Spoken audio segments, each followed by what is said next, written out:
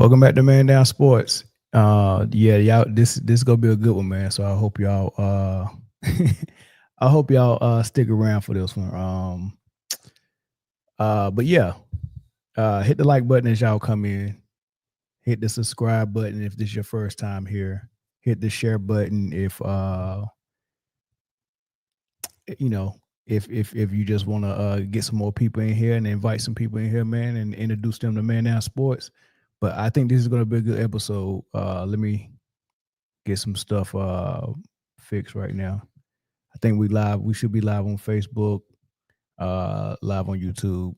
So I appreciate everybody coming in. I give everybody a little bit more time to get in here. Make sure y'all hit the like button when y'all come in. And also everybody that subscribe, make sure you got your notifications on as well. So as soon as we go live, y'all will know it. Who we got in the house? Right hand Cam, one of the members. Jeffrey, one of the members, and also moderator. Appreciate you stopping by. This is gonna be good, y'all. This is gonna be good. This is gonna be good. We're gonna open the phone lines up. The Lakers and the Clippers game on right now, so I guess I catch that right after we finish. But it's not that serious. It was good. Yeah. You finally caught alive, man. Greg Anderson, what's up, man? This dude been so busy. I ain't seen Greg in a while. Yeah, make sure y'all hit that like button. Hit that like button. All right, so y'all probably already know what's been going on with that Kenyon Martin and that Draymond Green beef. Hold on, let me check my sounds one last time. Make sure I'm good. Test. Okay, we should be good. Mysterious Black was good. Kmart fried him, dog. Kmart definitely fried him, man. We go through it. I'm gonna play some of it. I'm not gonna be able to get all of it, but I'm gonna play some of it. I'm gonna let y'all know what I think. Because Draymond tried to be slick. He tried to be slick, and that's what he is. That's his brand. He think he's slick with the mouth. And Kenyon's not that slick with the mouth like that, but I guess he wanted to take it to hell, and he took it to hell. And I don't know if Draymond Green. I guess the next step for Draymond Green is probably. I mean, they're gonna have to go to blows or something, because I don't think Draymond can take it to hell with Kenyon Martin for real. It's not gonna work. He tried it. He tried to be slick with it. It's not gonna work though. Not the way he tried to do it. It's just not gonna work. Right. So pretty much what's going on, y'all. If y'all been living on the rock and y'all don't know exactly what they beefing about, is Draymond Green maybe once or twice on Gil's Arena may have mentioned that Kenyon Martin on Gil's Arena may have mentioned once or twice that Draymond Green is not picking on dudes that's gonna do something back to him, because every time it happened, it's Rudy Gobert one time, it's Yusuf Nurkic one time, of course Jordan Poole, that we know about that, all of that stuff that is going on. He was like, man, that's real selective of how he's picking who he's gonna stomp on. Sabonis, backhand Nurkic, punch in the face Poole, choke Gobert, like you're not gonna grab and you're not gonna run up and break up a fight between Clay and Gobert if Gobert was Charles Oakley or if Gobert was Kenyon Martin. Like, you're not gonna run and grab him and put him in the chokehold. You're probably just gonna break it up. Similar to when him and Isaiah Stewart got tangled up when he was playing Detroit, and that was the coolest I seen Draymond Green, step away from a fight or step away from some altercation. Like he didn't want to turn it into nothing with Isaiah Stewart, right? So if that was Isaiah Stewart that was getting into it with Clay, and it wasn't like he swung on Clay, it was just them tussling a little bit, that can be broken up. All right, man, y'all chill, break that up. But he ran behind Gobert and choked him and held the chokehold, right? So those type of things. Kenyon Martin is, he's been on record saying, I don't think Draymond would do that to nobody that was, that was going to do something back to him. He knows who to do it to. and he knows who not to do it to. So he's been selective. So he said that once or twice. Draymond never responded. Then Kenyon was recently on a podcast. I think it was Marcellus Wiley's podcast, and they asked him about tough guys because Kenyon Martin was, I guess he was known as a tough guy during his plays, during his heyday. And so, every time he goes somewhere, people want to ask him about that. Yeah, I mean, what's going on with the tough guys? They asked Steven Jackson and Matt Barnes the same thing, man. Who's your all back alley? Give me your all back alley team. If you're known for being tough, I'm gonna ask you questions like that. So they asked him about who he thought the tough guys was that he played against, and he started naming names. And he didn't never mention Draymond's name. He just was naming the names of the guys he played against. And Marcellus Wiley was like, "Is one name that's missing that I don't think you said?" And he was like, "Draymond." As a matter of fact, I'll let you kind of hear it. Well, I'll let you hear it. Draymond ain't did nothing to nobody who's gonna do something to him, do something back to him. That's what I was talking about earlier. That's the list I'm talking about. That's all. He ain't did nothing to nobody who's gonna do something back to him. And I said it on our show. Ain't nobody hit Draymond in his shit yet. Ain't nobody hit him one up for a layup, and ain't nobody took him out the air. Ain't nobody hit him. Ain't nobody stepped on his chest. Ain't nobody did anything that he's done to nobody. Right. So that's what he said. He said, when he was like, you never mentioned Draymond's name. You didn't say Draymond. He was like, nah, Draymond, I don't see Draymond like that. The guys that I was talking about, he was talking about Oakley, PJ Brown, those type of dudes. It was equal opportunity. It didn't matter. Like if you was in the way, you was in the way. They didn't discriminate on who they was gonna bring it to.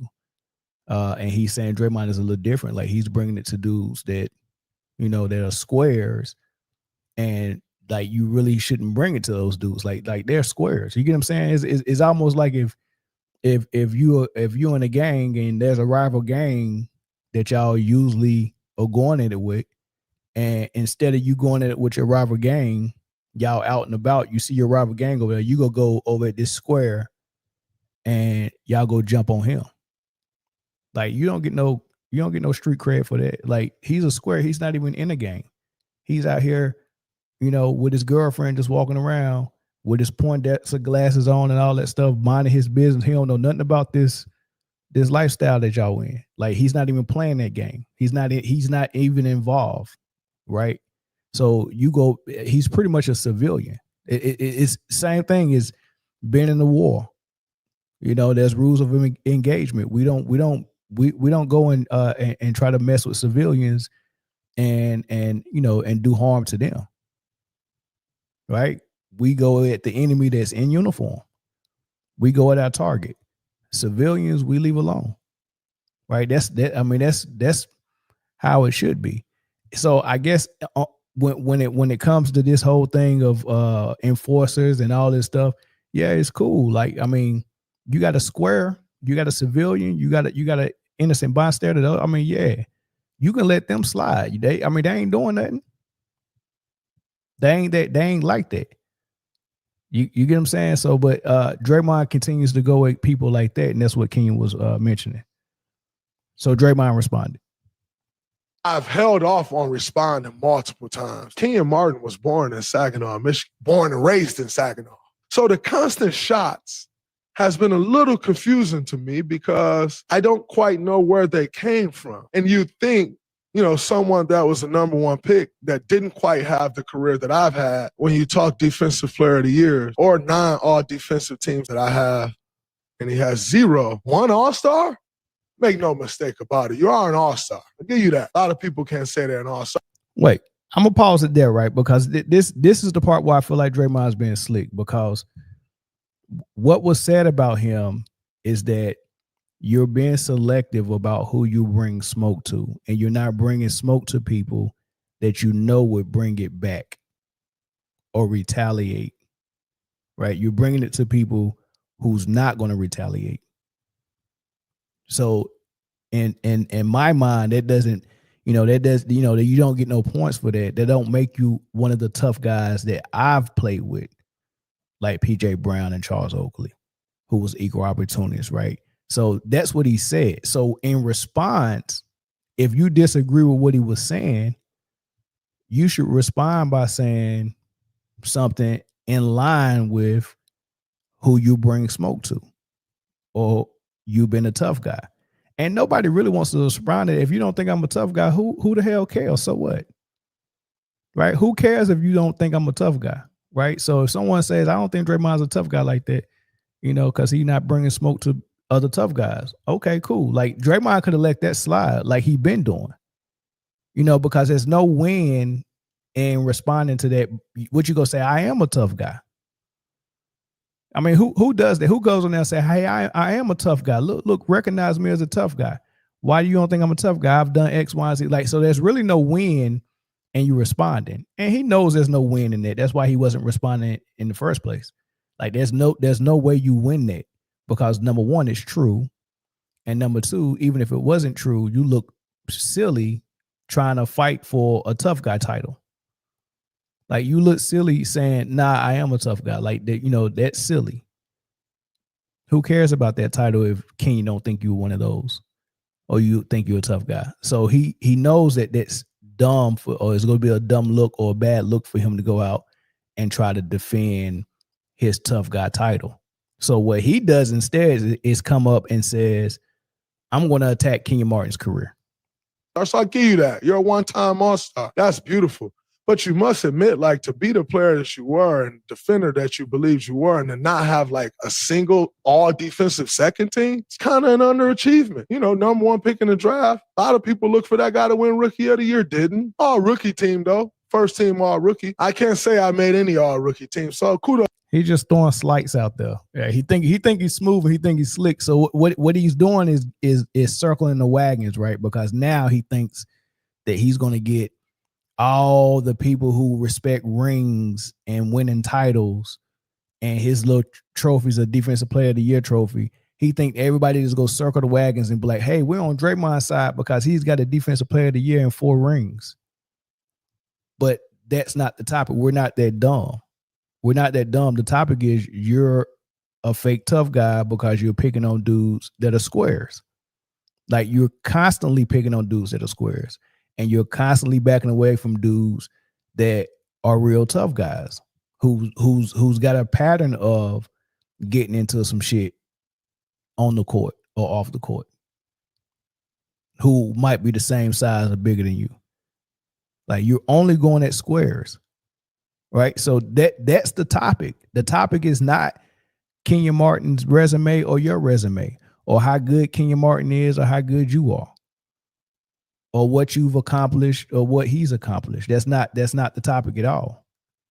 Right. So he's missing the mark on this, trying to come, and name all these things, but he's doing it in a slick way. He's doing it in a sleazy way.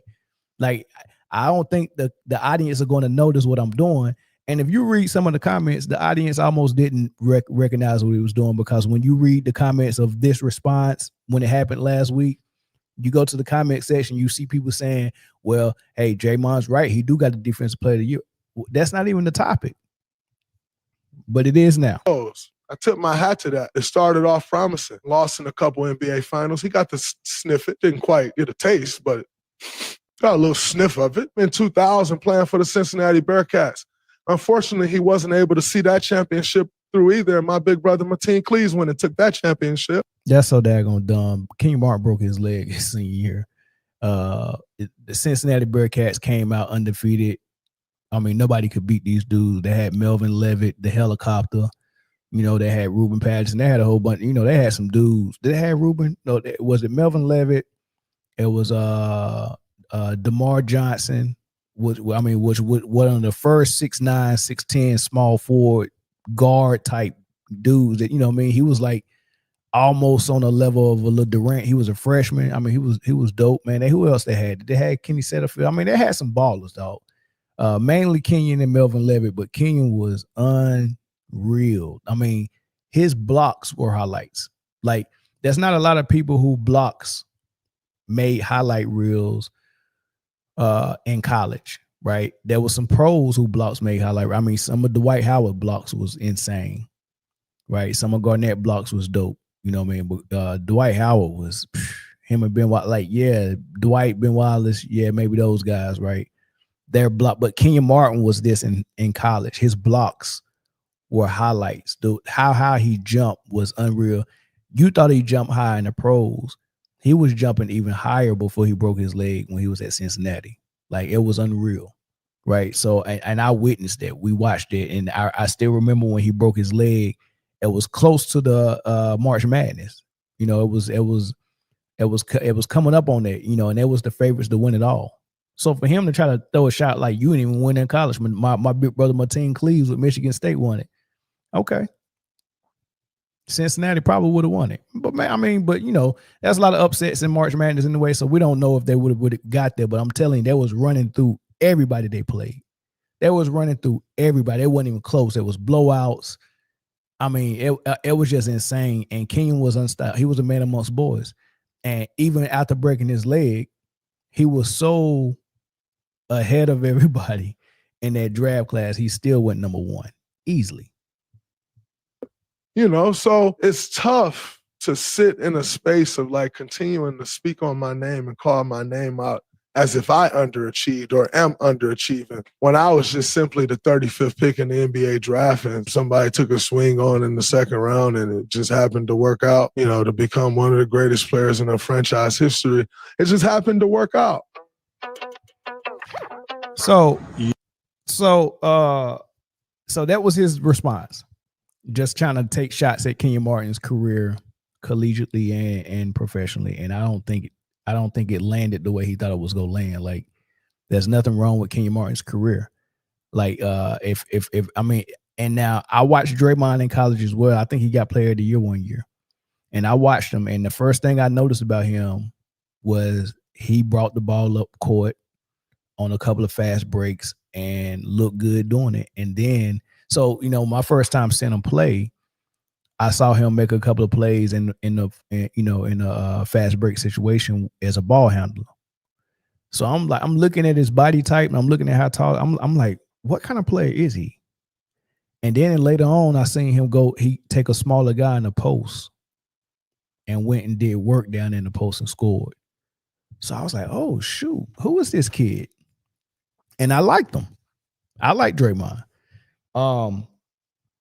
I didn't know how his game would translate to the pros though, but in college, I thought he was well-rounded. I thought he had a lot of tools.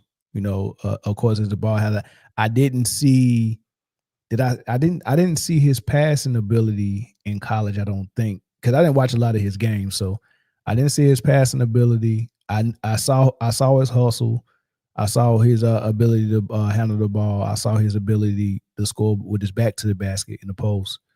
I didn't see him shoot it much. I actually did see him hit a couple of threes, but you know, obviously in the pros, he's not a shooter at all, right? So I was kind of fooled by that in college. I actually thought he could shoot in college, but the lie detector test determined that was a lie, right? So, but yes, I like Draymond in college as well. But if I'm looking at the players, I think just based on, I mean, it's kind of hard to kind of gauge because based on physical tools and stuff like that and talent, and you know, I think Kenyon Martin had a pretty good touch around the rim and stuff like that. But as an athlete, you got to understand Kenyon Martin was on the 1 percentile. I mean, he was no body fat, jump out the freaking gym, strong as an ox. I mean, he was about 6'8". I mean, he was just, I mean, when you think about it, like he played, dude, we'll get into it. Like, I mean, Kenyon Martin was the real deal. And then he broke his leg again his rookie year. Then came back his second year, and him and J. Kidd went to the finals, and they went to 2 straight finals. This was at 23 after 2 broken legs, right? Then I think he ended up having surgery on both knees at some point. You know what I mean? So it was a grind for him. And every single time he came back from one of those surgeries, one of those injuries, it didn't look like he lost too much athleticism, and he still was out there balling. Like, I mean, it was just, you got to get Kmart his credit. But then when you think about the stuff that Draymond can do, you know, with his versatility as far as handling the ball and stuff like that. Now, I don't think his back to the basket game is as good as a scorer now as I think it probably could have been, because he had a certain level of back to the basket in college. And if he got to a team that allowed him to develop that more in the pros, maybe he would have been a good back to the basket player. I think he's still decent enough. You can throw it in the post and get something. But for the most part, when he gets the ball in a low post, mid post, high post, he's looking for Steph. He's looking for Steph running off a screen and moving with the ball or without the ball, or maybe some type of dribble handoff situation. Right? That's what he's looking for almost every single time. So he don't look for his buckets that much. So it's kind of hard to gauge if he's a good offensive player for real. But Kenyon Martin was. Kenyon Martin did get it in the post. He did drop step and get buckets. He did throw jump hooks. He did fade away a little bit. He did get it and then face front and face the basket and hit you with a jump shot or a jab, one dribble to the paint dunk, stuff like that. He did do those things, right? He was a offensive threat. He was the number 2 option. Really, since Jason Kidd was the best player in the point guard, Kenyon Martin on those championship teams really could have been considered the number 1 option. They had Kerry Kittles, they had Richard Jefferson, they had Kenyon Martin and Jay Kidd. Just based on being an athlete, Richard Jefferson was getting lobs and running the floor and stuff like that. He was getting probably about 15 a game. I haven't looked this up, but if I remember, I was saying, I think Kidd, Richard, and Kenyon all average around 15, 16 points a game. But every now and then, Kenyon would explode for 25, 30. I mean, they played the Lakers and Kobe and Shaq in the finals. They ain't had no chance because freaking who go guard Shaq? Todd McCullough, right? So they didn't stand a chance. But Kmart was going toe-to-toe as far as scoring. Shaq had 34 one game. Kenyon Martin had 35, 15, and 6 blocks. I mean, like that was the type of nights he was having. So, and this is in the finals against Shaq, right? So Kmart, you got to give him his respect. He and as a defender, who's better, him or Draymond? I mean, if you include the block shots with Kmart, the rim protection alone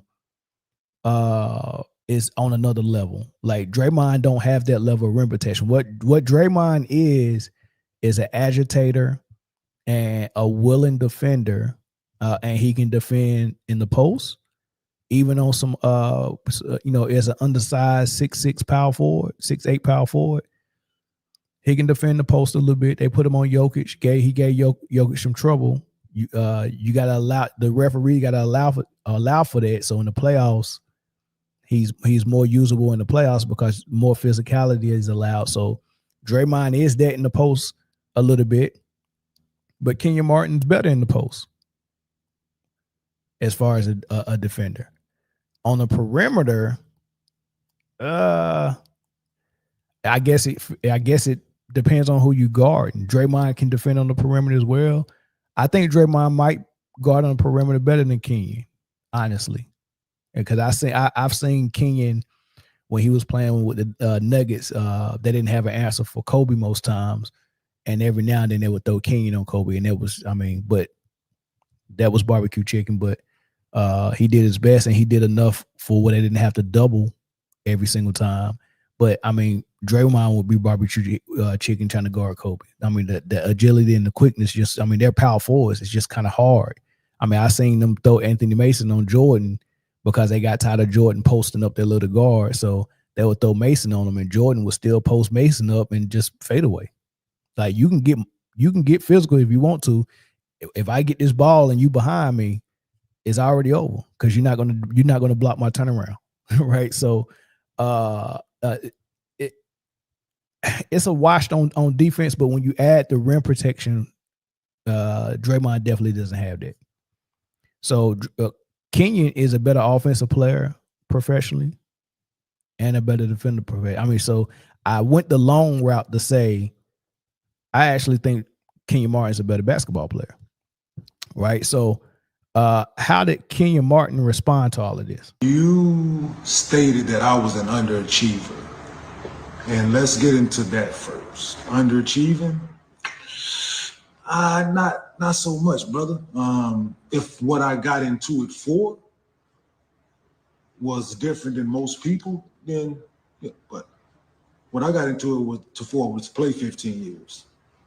Check. We're not talking accolades here. You did your thing, man. You're a 4-time champion. Congratulations. But we all know people that know this game and watch this game and know what to look for in this. They know, bruh. People that know basketball know what this is, man. Like there's no way to like around it. And if you don't know what I'm talking about, you don't even like double figures for your career. Like you can't like that's your personal accolade. That's something that you're not doing or doing. Single digits across the board. You've helped, yes. You've been the ultimate glue guy. I am shocked and appalled that you don't have an Elmer's Glue sponsorship, bro. Because if you look it up in the dictionary, they should have your picture next to the Elmer's Glue thing, bro. Like glue, Draymond. Yes, bro. Absolutely. Every team needs one.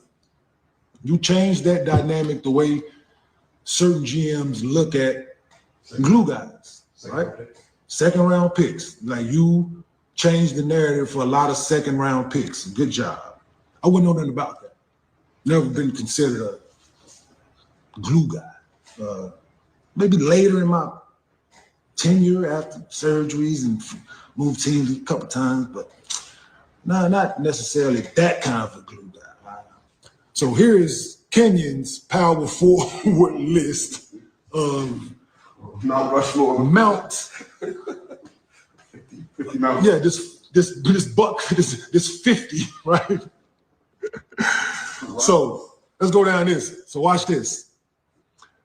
So we got Giannis, Anthony Davis, Dirk, Charles Barkley, Kevin Garnett, Tim Duncan, Dennis Rodman, Karl Malone, Chris Webber, Amari Stoudemire, Chris Bosh, Rasheed Wallace, Pau Gasol, Elton Brand, Antoine Jameson, Zach Randolph, Carlos Boozer, David West, Jermaine O'Neal, Sean Kemp, Derek Coleman, Clifford Robinson, Danny Manning, Larry Johnson, Ben Baker, LaMarcus Aldridge, Blake Griffin, Kevin Love, Sharif Abdul-Rahim, Al Jefferson, Drew Gooden, Josh Smith, Tim Thomas, Antoine Walker, Lamar Odom, Jason Williams, Horace Grant, Otis Thorpe, Paul Millsap, Juwan Howard, David Lee, Joe Smith, Al Harrington, Rashard Lewis, Brian Grant, Tom Chambers, Kevin McHale, Nene, and for shits and giggles, you ain't better than Popeye Jones, Bo Outlaw, Reggie Evans. Yo. Just for shits and giggles. Just because I like what they did for their team. Okay, all right. First of all, he said, you are the ultimate glue guy. I'm surprised you don't have an Elmer's Glue sponsorship yet. That is freaking hilarious. That is hilarious, right? I'm surprised you don't have an Elmer's Glue sponsorship. Hey, golly, fight back, Draymond. Come on, dog, fight back. Golly, the ultimate glue guy, which is, I mean, he not lying. Like when he say, "Hey, I was the number one pick. I was relied upon on championship teams to score the basketball." Right? You was relied upon to find the scorers, set screens for the scorers. Right? And Kenyon Martin did all this in the era where post play and power forward play was, I mean, that was the primary scoring hub. So not only did he have to defend at a high level, guys like, okay, he in the championship against the Lakers, that means that he had to step out in the perimeter and guard guys like Robert Horry just playing power forward who want to shoot that three, but he also has rim protection duties and help duties on Shaq and stuff like that. So he got to block shots as well. Right. So he got a lot of responsibility on defense. And also he got to score the ball. It's not a lot of score on that New Jersey Nets team. And you got to put up enough points to compete with Shaq and Kobe in that triangle offense and Phil Jackson and those role players they had, right? So you got to put up points. Jason Kidd's not a scorer like that. He can score basket, but he's kind of like how Rondo was. Yeah, I can hit a couple of jump shots, a couple of threes. I can get to the hole and get a couple layups, but I want to run this offense, and I want to find these main scorers. I want to help them get back baskets, right? So Kenyon, Kerry Kittles ain't he ain't gonna score on the level of Kobe. Neither is Richard Jefferson, and Todd McCullough is not about to score on the level of Shaq. So where are these points gonna come from? Right, so that's a different responsibility. Right, being able to just defend is a luxury. Being someone that's relied upon for points is a whole different ball game. Right, so what Kenyon is saying is, I was that guy. You was the glue guy. Totally different, right? Then he said, I'm gonna name 50 people that's better than you at your position, and daggone, he was almost right. I disagree with the Bo Outlaw and the Reggie Evans. Give me Draymond Green over Bo Outlaw and Reggie Evans any day. But all the other names he named, Kevin Love, Garnett, Tim Duncan, those are no-brainers. Bosh, no-brainers. Like Weber, no-brainer. No-brainer. And the crazy thing about it, most of the people on that list played in the era that Kenyon Martin played in. So he had to guard Duncan, Weber, Garnett, Dirk. Right? He had to guard these guys. That's a different power forward era. Amari Stoudemire. I mean, Stromae Swift would what he would be in this league right now. And we ain't even named Stromae Swift. He was baby Amari Stoudemire. I mean, we didn't even name those guys. Did he name Joakim Noah? I don't even know. I don't even know if he said Joakim Noah. Like it was some names. And and the list goes on. Rest in peace, Rodney Rogers. He didn't name Rodney Rogers. He just passed just recently. Rest in peace. Rest in heaven. Rodney Rogers was like that. He said Tim Thomas. Tim Thomas was definitely like that. Right? It's a lot of power forwards that deserve some love. And for this man to be out here bragging and using his 4 rings as a free pass for him to be able to say whatever the hell he want to say about people. Like he really fell for the banter and the back and forth that Shaq and Charles Barkley have on TNT when Shaq would be like, man, you don't know that, you ain't got no rings. Like he really fell for that. Like, yeah, I can do it. Like I never forget when he first got invited on TNT and he tried that with Charles. He did the ring thing on Charles Barkley. I'm like, dude, come on, dog. Like, and they laughed it off pretty good, but Charles Barkley ain't got to laugh off nothing like that for Draymond. Like Shaq was the man, him and Kobe for those rings. Him and Kobe and him and Wade, they were the man. And Draymond keeps talking and acting like he was Steph and KD for those rings. Or Steph and Clay. He wasn't.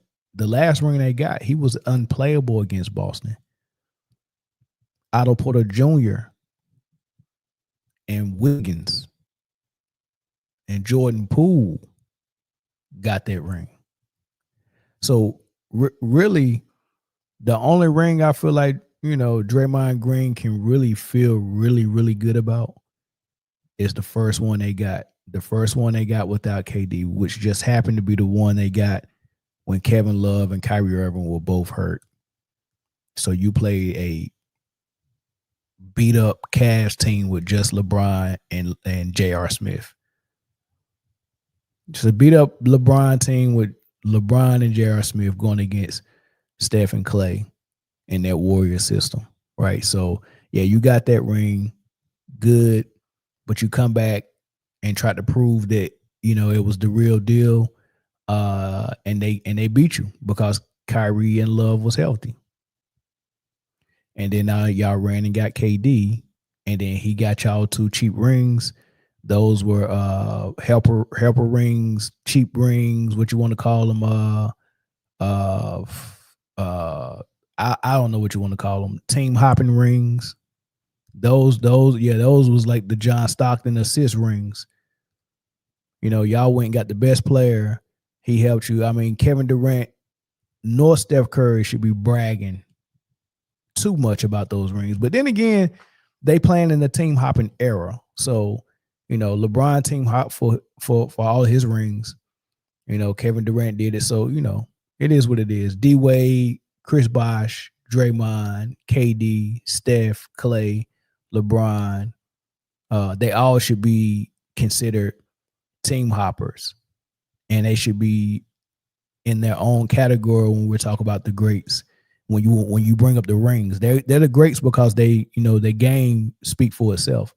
But when we start talking about rings, you need to split them up from team hoppers and the real ones. Bird, Magic, Mike, you know, real rings. Tim Duncan, Kobe, those are real ones. And then the team hoppers will be over here. D Wade, Shaq, LeBron, KD, all them dudes, and you put all the other ones over here, right? So that's how it's supposed to be. But Kenyon Martin went for the kill shot because not only did he name all 50 of those power forwards that was better than Draymond, he went on Gil's Arena today, and they asked him about it again, and he went back in, and Lord have mercy. So who's underachieving here? We talking numbers and what I did for my team. What I did, not what nobody else helped me do. Second year in the league, came in, did what I'm supposed to do as being the number 1 pick. The next year following that, made it back to the finals at 23 years old. And we talking basketball here. You wouldn't have made a roster then at your skill set when I came into the NBA to my 15-year career. There was nothing that you could have did with me, nor none of one of the power forwards that I named at their peak, at your peak of your career. Nothing that you could have done with none of us. You would have been an afterthought with that skill set. We played in the post where real men played. Athleticism, skill set. What I did, what we did as fours in this league. You would have been an afterthought. Nothing you could have did with me, nothing, nor one of these guys that I fucking named on any given night. So what are we talking basketball here? Individual, what you stand on. Your merit. And I stand on it, bruh. Like, no, you go ask the same people I named that I played against. Go ask them. Go have this conversation. Let's sit in the room. Let's sit in a room and have this power forward conversation with the ones. Go ask Tim. Go ask KG. Go ask Dirk. Go ask Amari. Go ask them. And go ask the younger generation, LaMarcus Aldridge, Al Jeff, go ask them. And since we're talking numbers and defensive ratings and certain things, he want to mention defense, so go look it up. It is a fact. All-time defensive rating regular season, mine is higher than yours. Playoff, mine is higher than yours. So, no, bruh, it's, and your praise, if you're such this great defender, and I'm gonna stop. So you're such this great defender, in this era of non-defensive people, why don't you have more defensive player of the years? Since you're such this great defender, brother. In this era, you mentioned, right? All defensive teams, all NBA teams, right? The simple fact, when I changed conferences in 2004, when I got to the West, the guys that played the position, KG, Dirk, Amari, Tim Duncan, at my position, who is the best power forward in this era that you have to play against? And you only have 2 All-NBAs in which team success, not what you did. It's questionable all-stars, not with them numbers, not with those numbers. All-star, no. Since we're not finna do this. Go look at real, like all-star, not like numbers from real all-stars. You're last on the list, my brother, of real all-stars, because you're not. You're not. Yeah, so I think that was the kill shot. That was the ether right there. Like, he bragging about these all-stars and these defensive player of the years, and I'm like, I don't even know how Draymond even got in the all-star, like for real. I mean, how did that? I mean, who's selecting? Kind of the same way that Dale Davis got an all-star one year. You know what I mean? So, I mean, yeah, I really do think Kmart is the better player, but that ain't really the topic. The topic started with Draymond Green being a fake tough guy and picking on dudes that he don't think that's gonna fight back. And I think that's lame, man. And that's all Kmart was saying. And the reason why Kmart is retaliating by taking those low blows at Draymond is because Draymond took low blows at him, trying to get on his career as a response to him telling him he's not a tough guy, right? So that I don't really have a lot more to say about it. I'm gonna open the phone lines up to hear what y'all say, because I see a lot of comments in there, a lot of people disagreeing with some of the things I'm saying. So I'm gonna open the phone lines up. The number is scrolling on the bottom of the screen, 442-288-9352. He said Duncan only post up. I don't even know what that means. Duncan only posts up. That's funny. What else is he supposed to do? Let me see if I can get this call in here right here. T-Bert, what's up? Can you hear me? What's up, my guy? What's up, big dog? Yo, I had to call in on this topic. I've been glued to this topic. Emphasis on glue guy. Yo, how much time you got for me? Hey, take all the time you need. My man, all right. Let me start off like I always start off. Let's give the people what they want. Let's get it. All right, so Draymond is a buffoon. Let's just call it what it is. He literally proved Kenyon Martin right. Kenyon said Draymond he's very selective when it comes to being a tough guy. Very selective. Let's keep in mind who said this. Kenyon Martin said this. Who's Kenyon Martin known as in the NBA? Tough guy. Legit, real, bona fide tough guy, right? Yeah. So the key word is Draymond selective. He don't go back at people who are real tough guys. So in response to Kenyon saying Draymond is not a real tough guy, selective, what did Draymond do? He selectively chose not to address the tough guy comment. Correct. Instead, he selectively chose to attack Kenyon on his basketball career. Correct. Who was talking basketball and numbers and stats and credentials? We were talking character. Correct. It was never about basketball. It was about character. But Draymond selectively chose not to address character. He chose to address basketball statistics. Correct. Because he thought that was an argument that he could win. He thought that people was gonna come and help him win that argument the way they said that, the way they did Paul Pierce when he said he was better than Wade. Go ahead. Right. And also, I think Draymond don't want, because if Draymond responds back to tough guy, the only thing Draymond can say back is potentially, well, if I'm not a tough guy, I'll see you when I see you. And come on, Draymond don't, I'm not saying who could beat who and blah, blah, blah. I'm just saying, just based off of Kenyon's reputation, Draymond probably don't want that smoke. Yes, Draymond is younger. He might be stronger, but I'm just saying, based on that reputation, Draymond selectively chose to talk about statistics. You see what I'm saying? So I think that was the first he got exposed. Okay, now let's talk about his selectiveness. Okay, Draymond Green, when he had an encounter with an alleged tough guy, Marcus Morrison, Draymond backed down. He had, and this is all on YouTube. Y'all can go watch the videos. He had a little brief run-in with a real legit tough guy and Ron Artest. Draymond, he instantly diffused it. He didn't want none.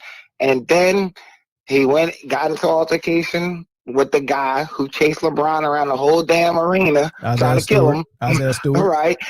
And Isaiah Stewart hitting with the Mortal Kombat move, get over here. And Draymond didn't want none of that because he would have got finished him. Yeah. Like, seriously, he would have got finished, right?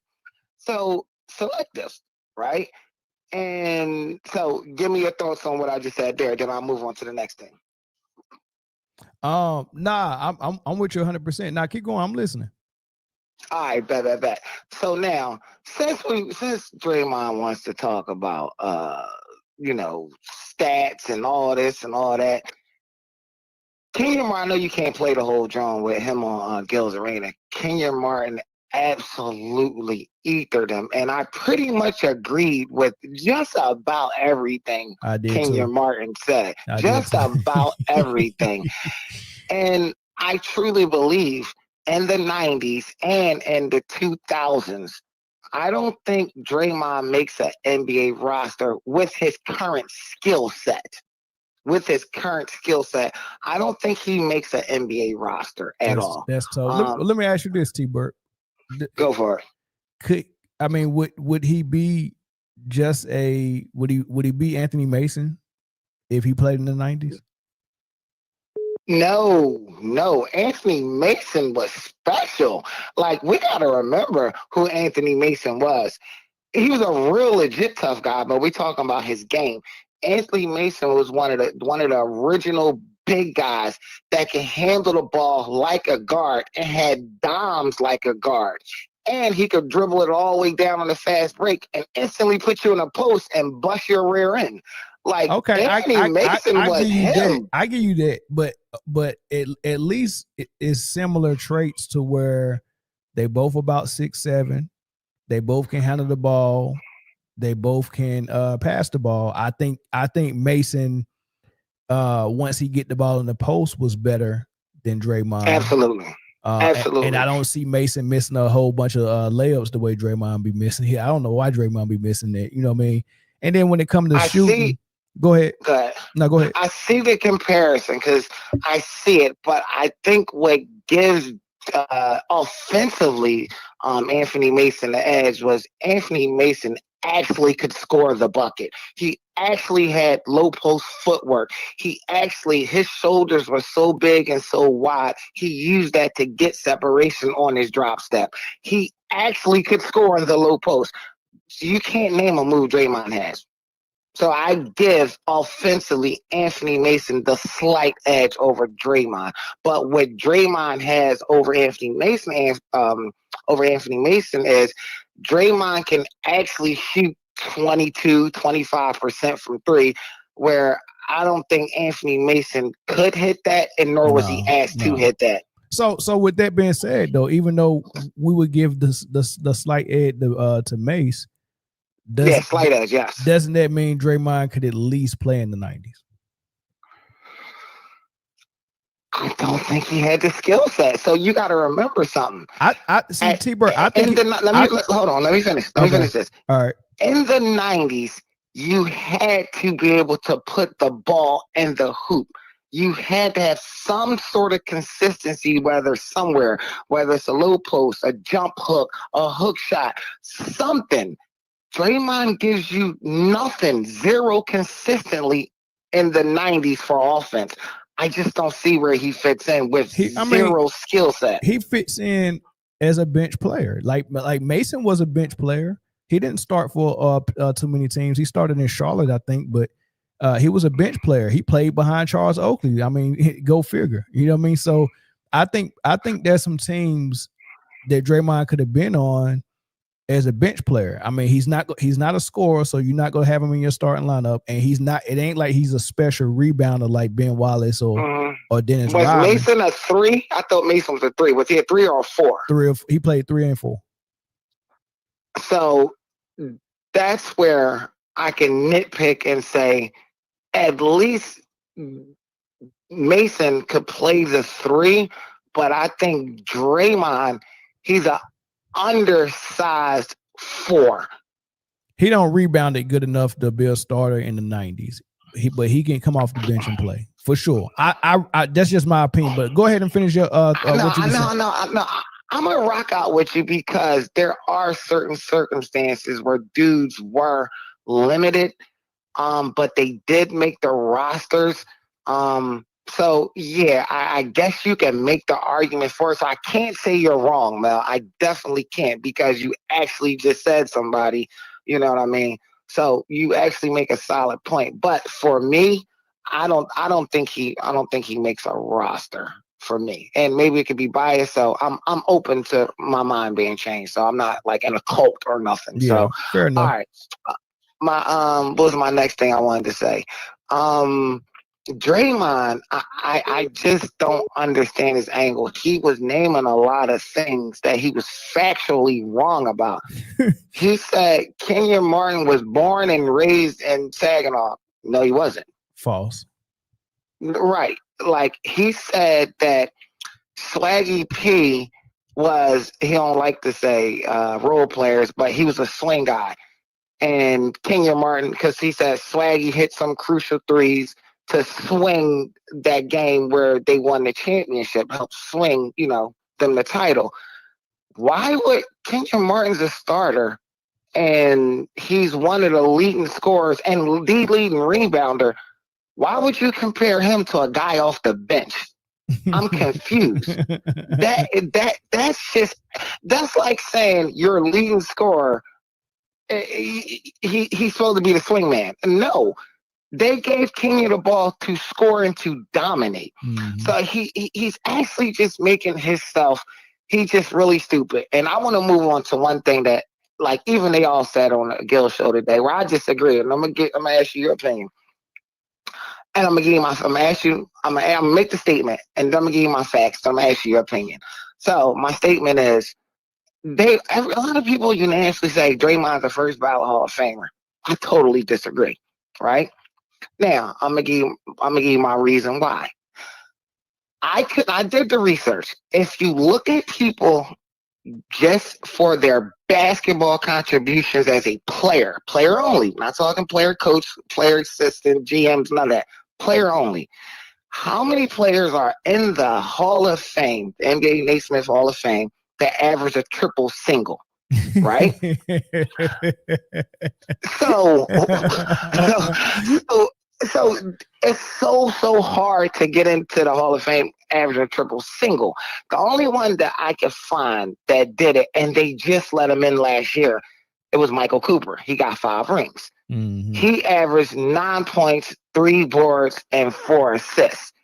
Other people that did it, they were in like the ABA and before their merger. But we're just talking about NBA and current. I can't see it. It's so hard for somebody to average a triple single. Now, here's another one. If you don't do the rounding off, he literally averaged a triple single. Ben Wallace averaged 9.6. If you don't round that up to 10, he fits the criteria. He made the Hall of Fame as a triple single. But you know what makes him a standout, even though he triple single? 4-time defensive player of the year. Absolutely. 4-time defensive. So, okay, I see how the triple single guy and Ben Wallace got in there, and he got a chip, right? So it still was hard for him. Ben Wallace got in 2021, okay? So them saying that he's a first ballot Hall of Famer. Yeah, that's the part that threw me. I don't understand. So Cooper just got in 2024. He just got in last year. So my question to you now is, do you think he's a first ballot Hall of Famer? And do you think he will get in? And if the answer is yes to the second part, how long? I don't think he's a first ballot for sure. And do I think he will get in? He probably will, because I mean, if you listen to everyone now, there's nobody in media, there's nobody in journalism that's not calling him a first ballot Hall of Famer. Like, everybody's calling him that. Like, he's done very well for himself to talk himself into a certain echelon of basketball player. Like, he's done. I mean, Jordan Poole was not lying when he said he's an expensive backpack for Steph Curry. Like, he's gonna ride Steph back all the way to 4 rings, a statue outside of the arena in Golden State, a jersey in the rafters, and the Hall of Fame. He's riding Steph back all the way to that, and he's okay with it. I got one more question, then one last comment. So my next question is, all right, so you think he'll get into the Hall of Fame? You got to remember, these are people that are voting, and they actually will ding you for off the court stuff, right? On the court stuff, character, demeanor, incidents, disruptor. Now my question to you is to you, just you, not what everybody else thinks. Is Draymond more known for his positive production and 4 rings that he contributed to, or his negative antics? Overall, for his career, what to you is he known as? Sheesh, that's tough. Those are your 2 options. Oh man, that's tough, T-Bert. The first half of his career, he was known for his positive stuff, and the second half of his career has been overshadowed by the negative stuff.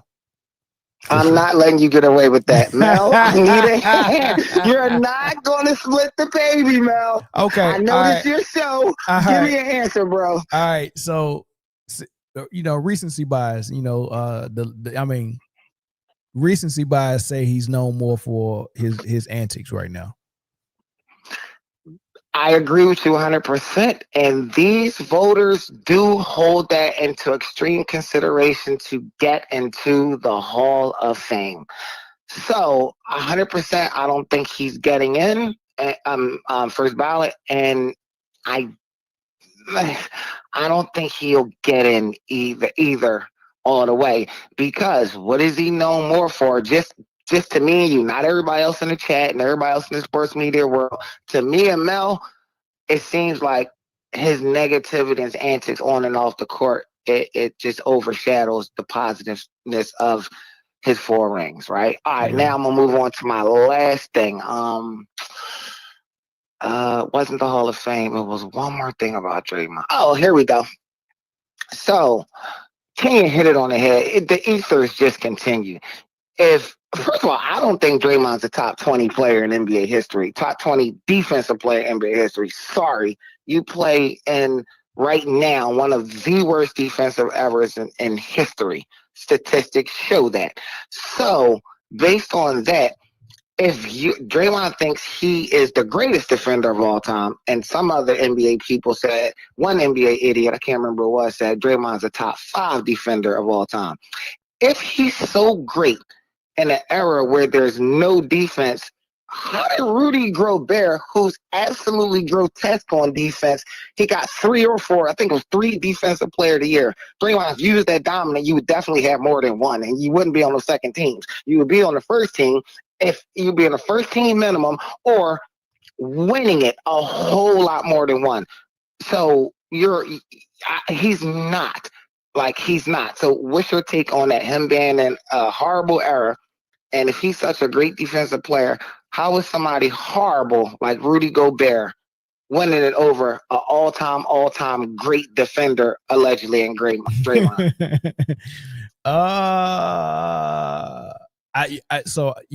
The era of no defense is crazy to brag about getting defensive player of the year or first team defense.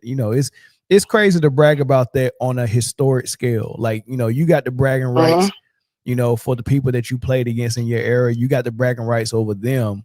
But when you try to spread it over a historic scale and compare it to people that got defensive player of the year in a real defensive era, I don't respect that as much. And then as far as him not getting more than 1 in this era, and Gobert got multiple, Yeah, I mean, I guess it says something. Like you could definitely take a jab at them for that, but realistically, they don't know what they're doing with votes for They don't. They don't They're know what morons. They're doing. Yeah, they So don't know what they're doing. I'll meet you halfway. Last thing, and I'm gonna let you go. With Draymond, with the defensive players, right? Hold on. Let me word this correctly.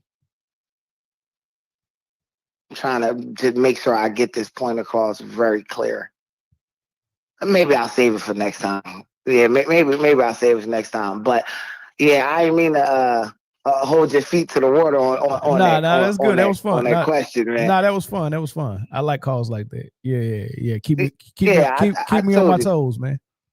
Yeah, listen, man. Every time I call, we gonna definitely give the people what they want. Yeah, GG's, great show, man. All right, man. Bro. Thank you, bro. All right. There was a caller from Ohio, and there was a caller from Mississippi. Y'all can call back now. I think it was Hardy from Mississippi. You can call back now. Let me see some of these comments. Beef Stew.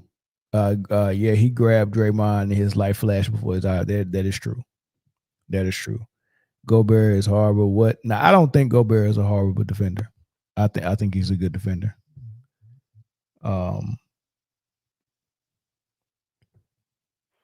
Caller from Mississippi, what's good? What's going on, Mel? What's up, man? What's your thoughts? Man, look, I'm gonna keep it real short, man. First of all, I don't see how we went from, judging his character, like what we all seen, you picking, Draymond picking and choosing who he goes against, to accolades, which I knew he was gonna do anyway, because Clutch Sports taught your boy well over there. They don't Palpatine his ass. He went to the dark side. Draymond. I mean, I used to root for Draymond. He started to get like real insufferable for me at times because he talks like, oh, what?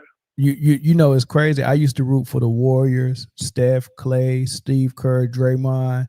I used to root for all of them, and they are all insufferable. Like they are horrible. Like, God, go ahead.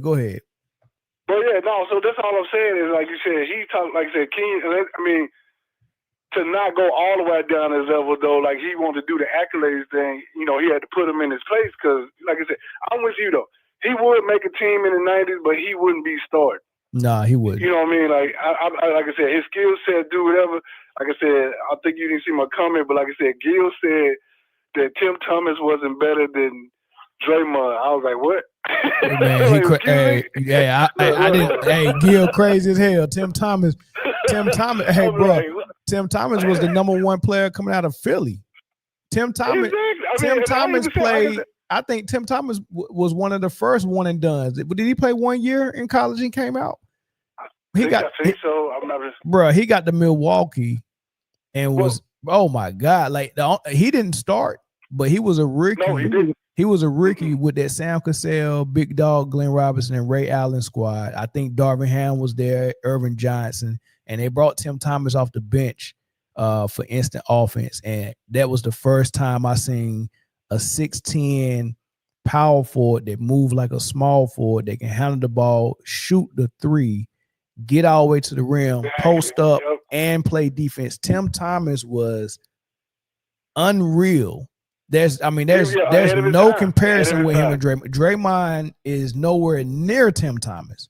No, but it's just like the LO is situation because they talked about him too, like Lamar Odom.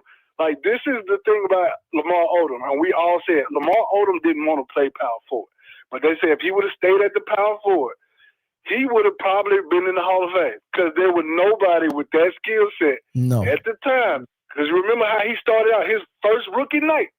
The man had a 30-point, he triple-double.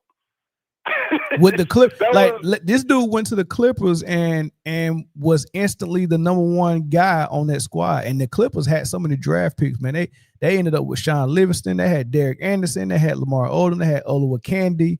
They had daggone Maurice Taylor that played at Michigan with Tractor Trailer. They had freaking Q Richardson, Darius Mount. They had all of these young bucks. And that goes with the accolade thing. All accolades is your situation, correct, what you came into, and all this other stuff. But and then I'll just keep it short so you get the other guy in. But my biggest thing with Draymond, and he forget, and like I said, and I tell people all the time, y'all forget we live in recorded history. We can go back in clarity at this point in time. Not like the 80s where we got the little fuzzy and WGN, trying to watch old Chicago Bull game, re-recorded, upload on YouTube. We can go back and watch your games. And I said, and we had this conversation earlier today. Dude, we watched you. When it was time for you to be that dude or kind of be that dude and hold it down, we watched you foul out on purpose when Steph and Clay got hurt. We watched you get technical fouls when you were getting your butt handed to you and you just couldn't take it. And you try to use that like, I'm trying to motivate the team. No, we didn't see that. Then when everybody was hurt, you faked the whole injury so you could be out for the rest of the season. Whole season, awesome nonsense. I don't even know what the injury was, dog. I still don't. I still don't know what the injury was. I remember it too because Clay got hurt in the finals. KD got hurt in the finals. Then he left and went to the Nets. They come back the next year. They had a rookie draft class. I remember I think they drafted Spellman, power forward from like Michigan State, I think. He was all right, but then he kind of like ate his way out the league. They had a couple of rookies. They went and got D'Lo. They had D'Lo on the squad, so it was supposed to be Steph, D'Lo, and Draymond. Right? D'Lo was supposed to replace Clay somehow. Steph, D'Lo, and Draymond. D'Lo wasn't working. Nothing was working. Well, yeah. And then I think they played maybe 5 games before Steph fell on his wrist and broke his wrist. So after Steph went down, it was Draymond and D'Lo. And Draymond was like, "Oh hell no!" Nah. And he faked the injury really quick. Quick, that's what I'm saying, and that's all I'm saying. And like I said, if we want to, I'll go back because I got a lot of archive games. Like when I saw that, I said, "I'm gonna go back and remember this. I gotta go find it." But like that's the kind of stuff I could tell. Like when Kenyon be talking about your character and what you doing, it's like I said, Kenyon. Like I said, Kenyon said it for years, and everybody said it. Man, when he went to the West, Kenyon kind of messed his career up. Like, it would have been a hard fight to try to get in the Hall of Fame. Well, like you said, because she was still over there with Portland before he went to the East, right? So it was like, you had she, KG, Dirk, like I said, Rodney Rogers, not Rodney Rogers, Stroman, had Chris Webber. Who else? Chris Webber, Garnett. Yeah, you had when Dice was still over there? He was still kind of hurt, but he was still like making noise over there. Like, he wasn't on top tier. But these are the dudes he's going against every night. Mm-hmm. And then you in the pool, it's like you not. And then you go to Denver. Melo's the dude, so you're not gonna have the same impact you had in Jersey, even though it's an injury bearing and all. But how you gonna keep up with Webber and Duncan and them when they are the team? You're not the team no more. You're the other guy. So I don't know. Like I said, it just when you talking about like when Kenyon Martin says like just the tough guy thing, we go from the accolades, and then you want to go with your accolades because you bragging about what your team done and what you kind of did for them. But you was like you said, Draymond. Like you said, when he tried to try Charles Barkley, like you talking like you was that guy. Yeah, that's annoying. Yeah, and that's my whole issue with him. It was like you talking like you this guy, and you was never that guy. You just you was good enough to be a co-pilot. You know what I'm saying? You was in the navigation seat. You wasn't in the driver's seat. You was good enough at times to be that or be the anchor. But other than that, like you said, you like any day, everybody talking about you can switch. I said, dude, yeah, never. I saw in the comments they were like, oh, if Kenyon Martin played with them, the Golden State Warriors wouldn't have made it. What are you talking about? They wouldn't even have to get KD if Kenyon Martin was playing with them. Well, first of all, that's like one of the worst ways to determine two players from two different eras. If one is better or not. Like that's like the worst way because that team, the Golden State Warriors team, is designed a certain way, and I think Draymond's skill set is a better fit for that team than Kmart's is, because what Kmart was pretty much what David West was when he was with Golden State. You get what I'm saying? So they would have had to play a different way, if Kmart was on that team. So I don't know if they would have won with Kmart or not. I don't know. But I do know is maybe if it's tough. Who knows? Well, man, because I hear what you're saying, but this is what I'm saying, because it's like he might not have think about it. Kenyon can still run the floor. You see what I'm saying? He might have not been more of a facilitator, and they probably would have had to play Livingston more, just to off balance that or whatever. But when you talk about when they had them troubles against those bigger teams, though, Kenyon ain't no Rooney. but still, they wouldn't have been the Ward. They wouldn't have been the Steph Curry and Steve Kerr Warriors. Oh no, they wouldn't be. No, I mean they wouldn't be that team. Yeah, they would be different. Right. So I like the way it happened. I think Draymond was a better fit for that Warriors team and what they ended up being. I mean, because when you look at it, man, what they had on the bench was Iguodala and eventually David West. They had West and Iggy on the bench. And West. Oh yeah, they had Lee too. Iggy was still in his prime, but he was toward the end of it, and West was toward the end of his prime. Really, that was the vets. They should have been the starters, but they did what vets supposed to do and went to the bench so the young bucks could do the heavy lifting, which is I'm gonna get into it. That's the real way to play it. Is that yeah. Young legs, the young legs that carry you through the whole race, but y'all pick up the load when it get a little bit heavy, so they can still run like they're supposed to be running. Yeah, so. guess why the Warriors ain't surviving like they should be right now? Is because they didn't send Clay and Draymond to the bench and bring the young bucks in. They still trying to ride with Draymond. Draymond the reason why Clay couldn't stay. Facts. Draymond was supposed to take less money. Clay was supposed to take less money. Steph is the only one that's still playing like he's in his prime, and it was time. It was time for Draymond and Clay to go to the bench, and they were supposed to let these young bucks run with Steph, and that's why they struggle. Yeah, Kuminga, them boys supposed to be running now. Mm-hmm, yeah, Kuminga and Wiseman, if they would, and Poole, and Poole. But dude, don't get me started on Wiseman. I'm so mad how they did my boy Wiseman, because he's from my area, so I'm like. But man, I appreciate the call. Let me call in, man. No doubt. All right, bro. All right, I get one more. I get that one from Ohio if you want to call back in. I get that call from Ohio.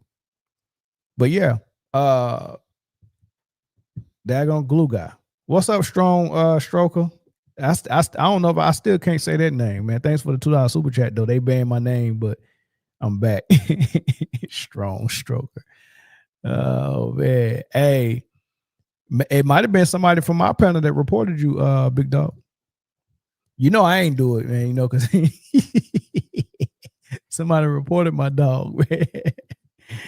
He said West had more offensive game than Kmart. Absolutely, I agree. Yeah. You're right. He had.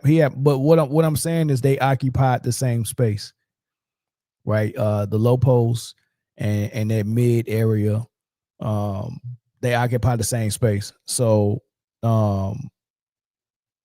Draymond was a better fit in starting lineup with Steph and Clay than West was, and it would have been the same thing for Kmart.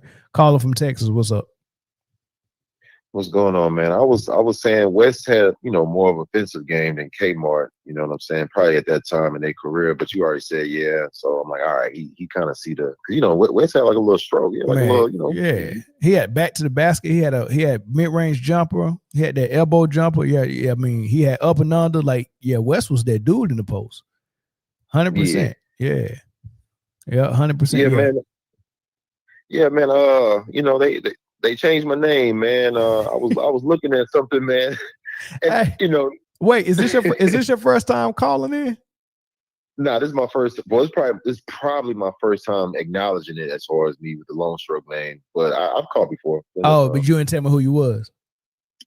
I probably did, but we kind of probably slipped by it that we start talking about other stuff with LeBron. But yeah, man, it ain't no gay shit. I just kind of playing around with names and shit like that. So I was like, man, the long strokes. But I noticed that they took it off. So I said, you know what? Let me go with strong stroke. I'm still joking with the name. Just having fun with this shit. Wait, man. So hold on. They didn't they banned you ain't get no email or nothing? Or just what? I mean, I don't even know if it did or not. I didn't check or anything, but I kept seeing people saying shout out to London's Age for tipping. I was like, London Age? Who the fuck is that? They gave you some random stuff. I guess, man. Oh, but wow. you know, yeah. But nah, man. But keep doing your thing, man. Quick question, man. Like, just hypothetically speaking, when do you think LeBron may retire? Like next year or 27? What you think, bro? You know what? I done changed my stance on that because I used to be ready for him to go, but I'm gonna say this: if he don't never get hurt and have a major injury and he's still able to run like this, just keep playing, bump it, keep playing.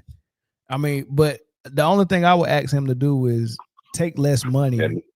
Absolutely. If you want to win, you know, prove to your team that you want to win, and take less money, and let them go get some more help, man. Because, man, with this squad they got now with Luka and him and Austin Reeves and Aiden, if there was more money out there, imagine if they would have added one more piece that was significant. Just imagine it. Right. You know, because they go. The West is crazy. And when they get in that playoffs and they start locking up Luka Vandross and they start making that fat ass run up and up, like, I mean, if you don't press Luka full court, like what was the team that just blew them out last week that was pressing Luka fat ass full court? Just had him. I mean, the ball and the titties was dribbling at the same time. They made that boy work. I mean, he was out there looking like a Ziploc bag full of mashed potatoes, man, skin all pasty. Like he looked like a ghost out there, man. He was so scared of that defense. Blew them boys out, man. And that's how you got to play him. Like, I don't understand why people let him walk the ball up the court with no pressure, knowing he's not the best condition and he got titties. Like, you got to make that man work. And right now, the Clippers, I'm not watching the game, but it's a 1-point game right now. And the Clippers ain't even a playoff team right now. So I'm saying, like, when they get in the playoffs, the Lakers are going to get sent home first round, second round, right? And imagine if they had that one extra piece that they couldn't get because LeBron taking up all that money. That's my thing. So he might not retire next year. He might not retire the year after that. He probably will play till he's 45, though. I think he can do it, like you said, man. Just kind of like, and no disrespect, but like, just hoop. Just kind of like, slag on defense. And if you get to the middle court and don't get back, hey, throw the ball to me, I get a layup. Like, because he can still run. It's just that energy and playing like hard young defense. That I think that time is over with, man. For all of that. Absolutely. But, hey, I got one more before I get out here, man. I've been hearing about Curry had, I guess, got out of this deal, or they ran a course. You feel like he might get a new deal and just kind of parlay that to his off-season golf and other cross marketing situations with a deal, or you think what's your thoughts on that, bro? It looked like he's kind of auditioning himself for other brands, because he keep wearing different, Nikes or Reeboks. He keep wearing different shoes, and it's like everybody making a big deal. Like, oh, he got the Jordans on today, So it looked like he's looking for somebody to give him a bag. Looking? You don't think he got offers on the table? You don't think he got no offers? I'm pretty sure he do, but I think that's his way of flirting with everybody and say, hey, I'm a free agent. You know what I mean? Hey, I'm gonna throw a different pair of shoe on every game day just to let y'all know I ain't decided and I ain't biased. Whoever bring me the bag, that's y'all got the best chance. Yeah, so that's what it look like he's doing. Okay, man. I'm gonna get out of here, man. But hey, these dudes are smart. These dudes are smart. They calculated, and they got a lot of OGs giving them games. So, hey, man, these guys know what they're doing, man. They know what they're doing, bro. Yeah, but if they really if they're really smart, though, if they're really smart, somebody would start their own brand, though. If they're really smart, and I think people were saying that's what Kobe was about to do. He was about to leave Nike and start and have his own Mamba. I mean, because what Kobe was about to do with the Mamba. I mean, he already had the Mamba Academy. He was gonna go with. He was probably gonna have his own shoe company as well. Like there was a lot of rumors that he was about to Kobe was about to go into quadruple billionaire status, man. Like he was about to do some stuff, dog. He was about to do some stuff, man. He was such a businessman. Now we finding out that You know, he gave some seed money to the dude that started Body Armor. What's that drink? I think it's called Body Armor. One of those performance drinks, one of those things. Yeah, he gave some seed money to that guy, and they end up selling that company for like, I don't know, like 700 million or something like that. Crazy. And you know, he said that he wasn't able to give Kobe his cut because I think Kobe gave him 10 million to invest, and he came back. He came back and gave Kobe's wife like I want to say like 70 mil after they sold it. Jeez. Yeah, so you know, Body Armor. Yeah, he said it's called Body Armor. Yeah, Body Armor. Yeah, look that up, man. Okay. But Kobe was doing so much stuff, man. You know, he had. I mean, we already seen him winning Grammys. What did he win? An Emmy, Oscar, Grammy? I don't know what he won. You know, he was into everything, dog. Kobe wasn't playing. So I think if they're really smart, they would stop signing with these established companies and they would start their own. Kyrie kind of did it, but he didn't. He signed with Anta, but Anta is an overseas brand, and he got like stake, and then he's also like not only did he have stake in that company, he's also like at the president level. Like he's like the president of design and marketing or something like that, right? So he negotiated all of that. Not only is he getting paid for his own signature shoe brands, he's also at a high level in the company, and he also has stake in the company. So that's smart. But it'd be even smarter if you started from scratch with your, you know, you got the name and you got the fame, so you should be able to work it. All of that. Yeah. And you know, and with social media, I think Marbury had a shoe at one point, but you know, I guess they kick you out when you ain't following the program, so they probably try to mute you as much as they can. But like you said, you know, with social media and all this hype, you can really talk to somebody and y'all do your thing and you market it. But I think you gotta like start like signing people, man. Like wasn't Jordan signing people while he was still playing? Like I think you gotta like keep going back into the next generation, because you can only play so long. You gotta like look into the future, man, and sign people, man, to your brand and keep your brand growing, man. But I know Marbury had a shoe though, or something like that. Marbury still got a shoe. It's probably mostly sold in China. And you're right. Okay. You're right. Marbury's exit from the NBA was very weird. Because we know Marbury came out the same year Iverson did, and they both was the best.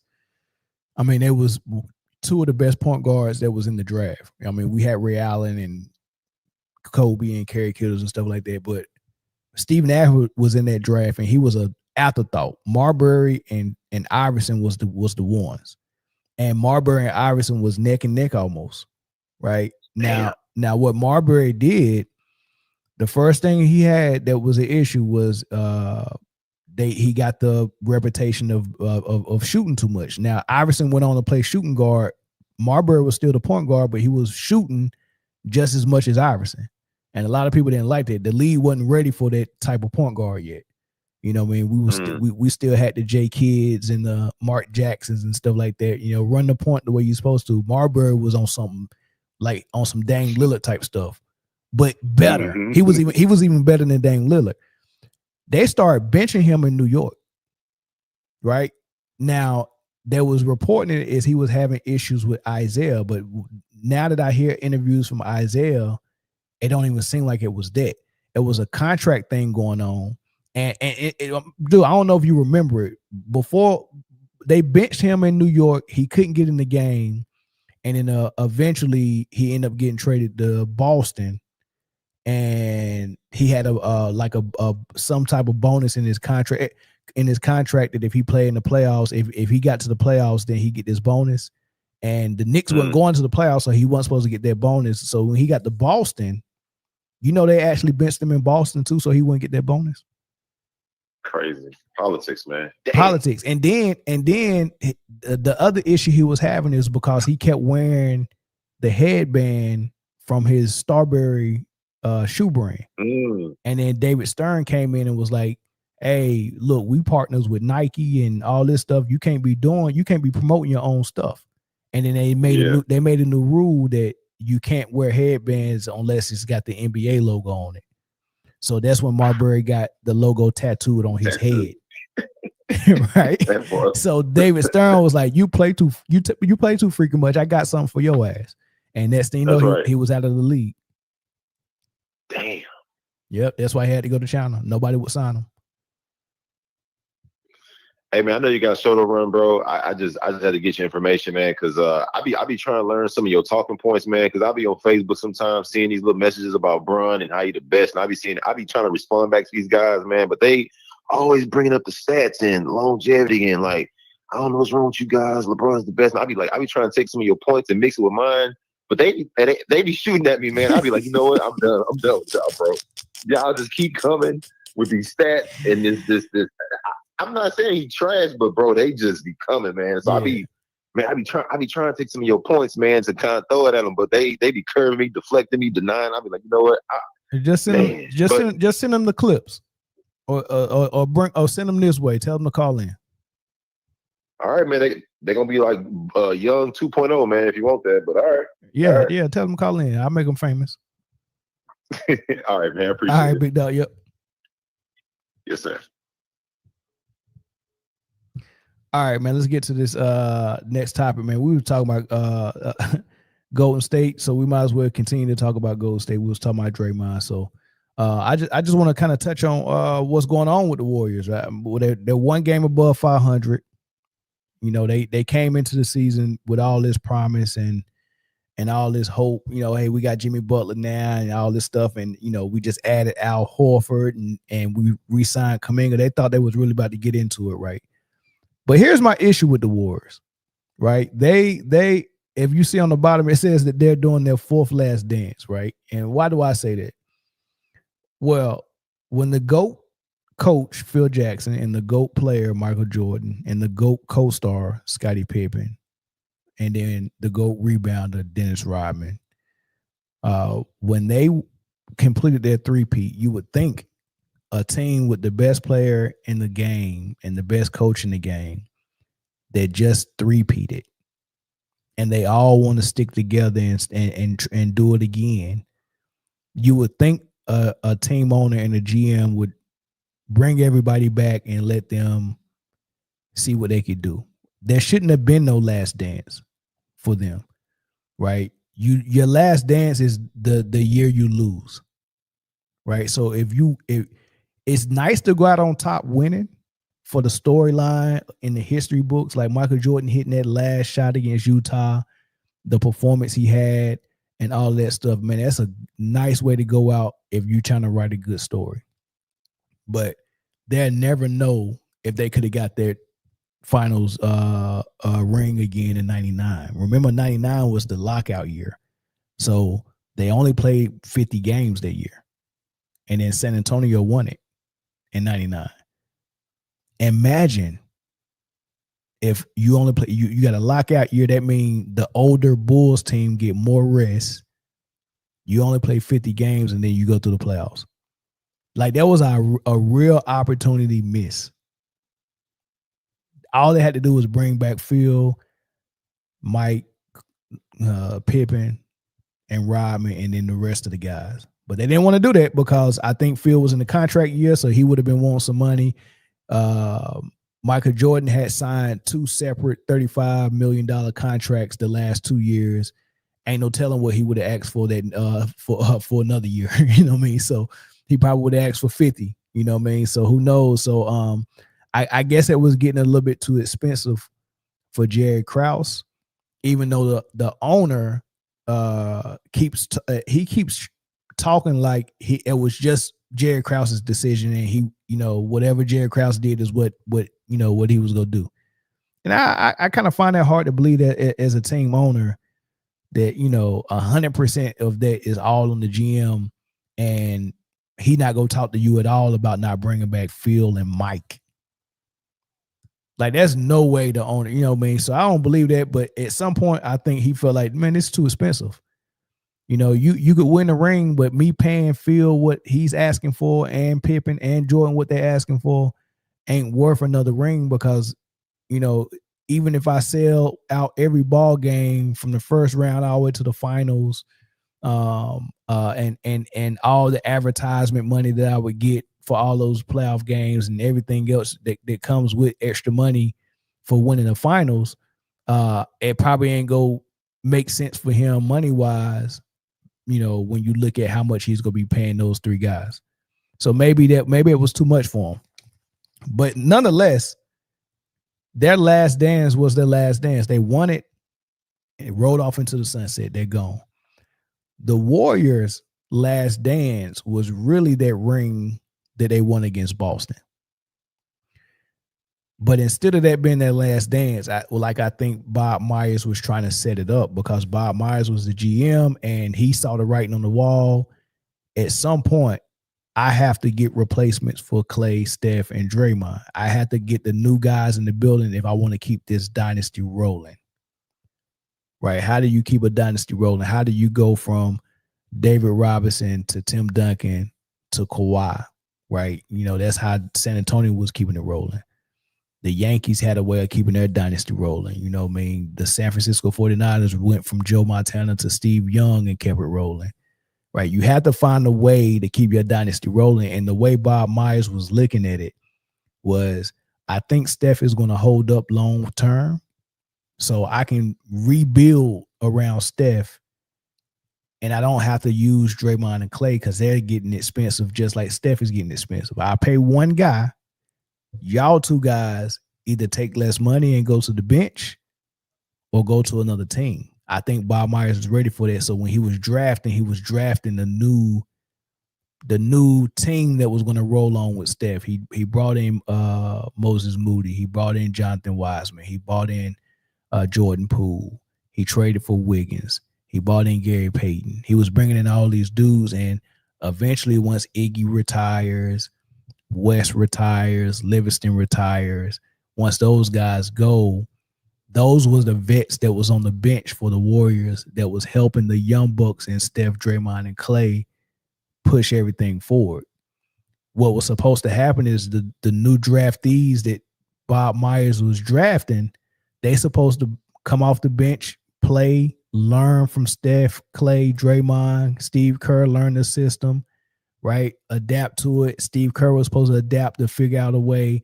These new guys that we're bringing in, how is the new system going to be around Steph with these guys? Because they're totally different from Draymond and Clay. They're different guys, right? So how we're going to move forward with that? And then eventually they play together for a while, and then naturally they're supposed to trade spots. Now their rookie contract is up. They're 100% acclimated into the offense and the system. And now they fall into being starters, and Draymond and Clay fall into being role players. They take less money the same way Iguodala and David West did. And then the new guys, Wiseman, Poole, Wiggins, they get the money. And then they build around Steph that way. That's how it's supposed to happen. They didn't do that. Draymond scared everybody that was supposed to replace them away. either he fussed them out, punched them out, trick. The way it happened, you can't even tell me this not on purpose. There's no way Draymond did not look at this and see what Bob Myers was trying to do and say, I'm not about to let that happen. By any means necessary, I'm going to figure out how to get these dudes out of here. You can't tell me that. Because every single person that came in there that was supposed to help them move into the next wave, Draymond had issues with them. And ultimately, it got them out of here. Kevin Durant came here. Oh, man, he played with everybody. He got acclimated, but then it came to the point where he got to get a new contract now. And now Bob Myers has to think, okay, what do we go do? Who we go pay? Who we not go pay? We just won 2 straight. Kevin Durant, we would have got 3 straight, but Kevin Durant got hurt. But we trying to re-sign him as his contract year. Kevin Durant, what you gonna do? Right? The whole season before he got hurt, the whole season we trying to figure out what Kevin Durant to go do. He didn't get him no answer. Draymond's mad. He's frustrated. Then he blew up on Kevin Durant on live TV. You can't tell me that tension that was there between them, all of a sudden it wasn't there the first 2 years is all of a sudden they're that third year.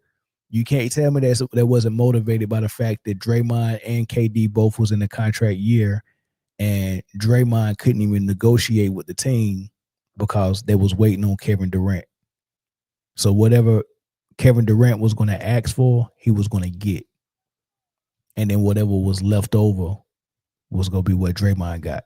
So Draymond was going to have to get in a situation to where either take less money or go somewhere else. And I think the Warriors was okay with that, because if you got if you got Clay, Steph, and KD with no Draymond, I think you still pretty competitive, especially with KD at his time before injury. Oh man, I think you good with that. So Draymond saw the writing on the wall and was like, man, I'm frustrated. I'm already frustrated. And now this little bit of thing, Kevin Durant asking for the ball with the game on the line, makes me blow up and call you the B word and say we don't need you. And that turned into Kevin Durant saying, yep, that's why I'm out. That's exactly why I'm out, right? So KD got ran up out of there. Then they draft Wiseman. Wiseman did real good his rookie season.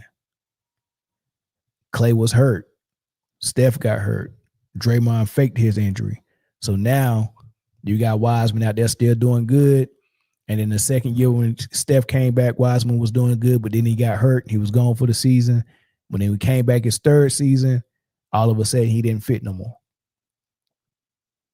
And then they started doing what they're doing to Kuminga now, they did to Jonathan Wiseman.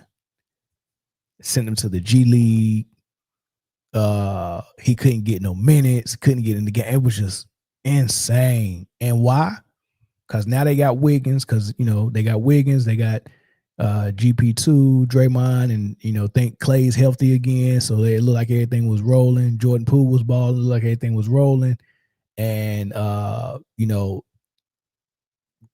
guy like, they had Kevon Looney as well. So a guy like Wiseman who wanted to score, they always got a problem with a guy who want to score.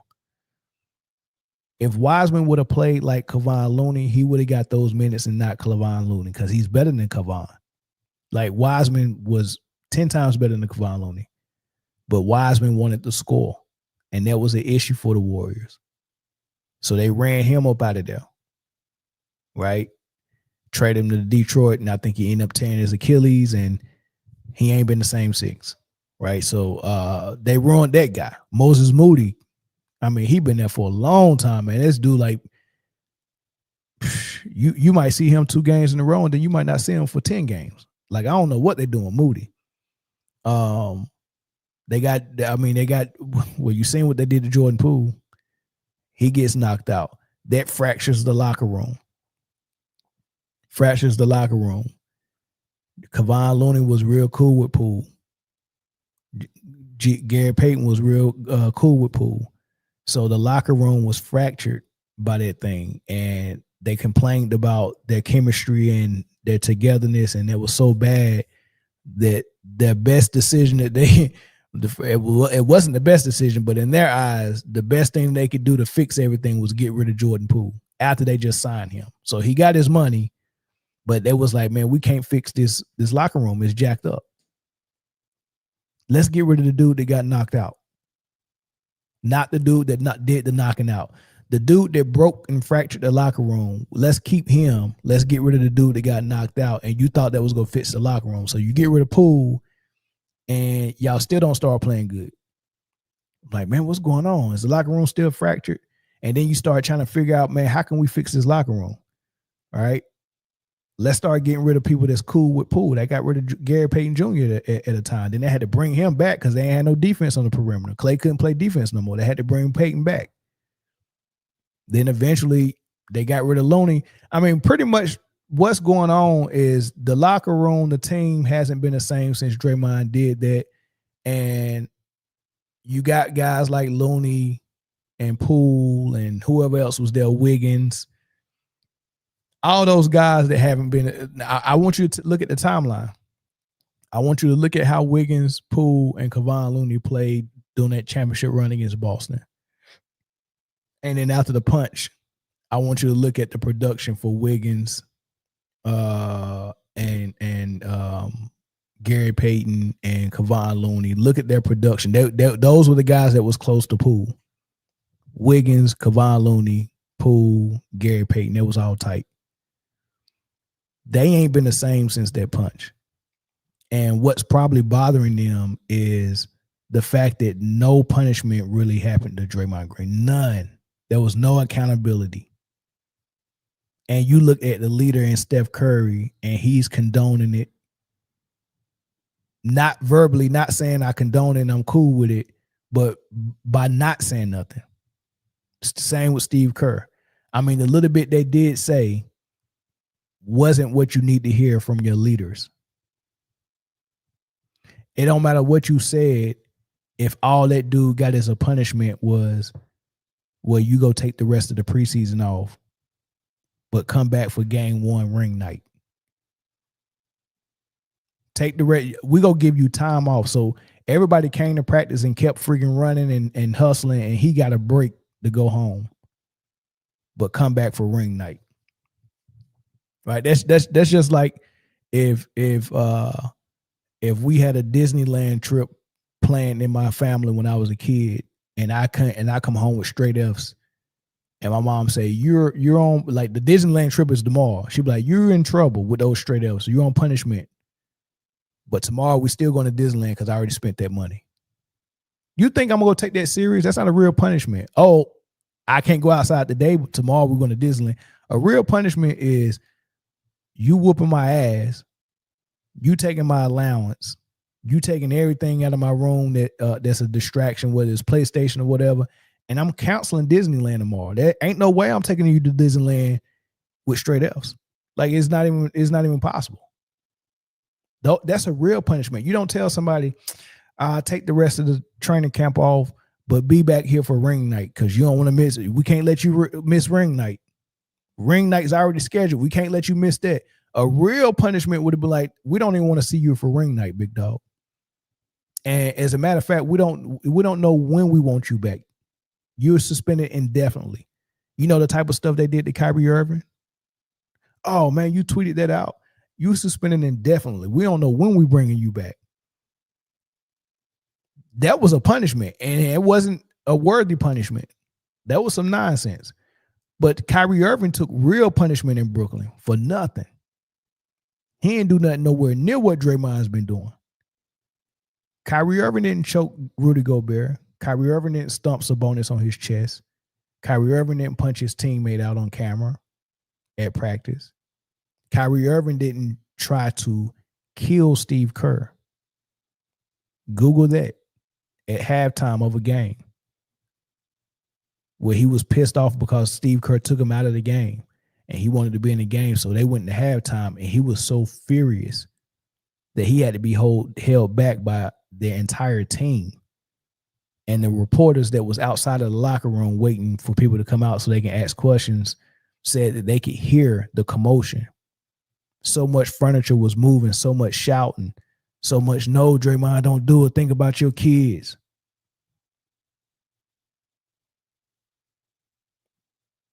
And that's the guy that Steve Kerr can't separate himself from and can't trade or can't bench or can't move to a different system that don't need him.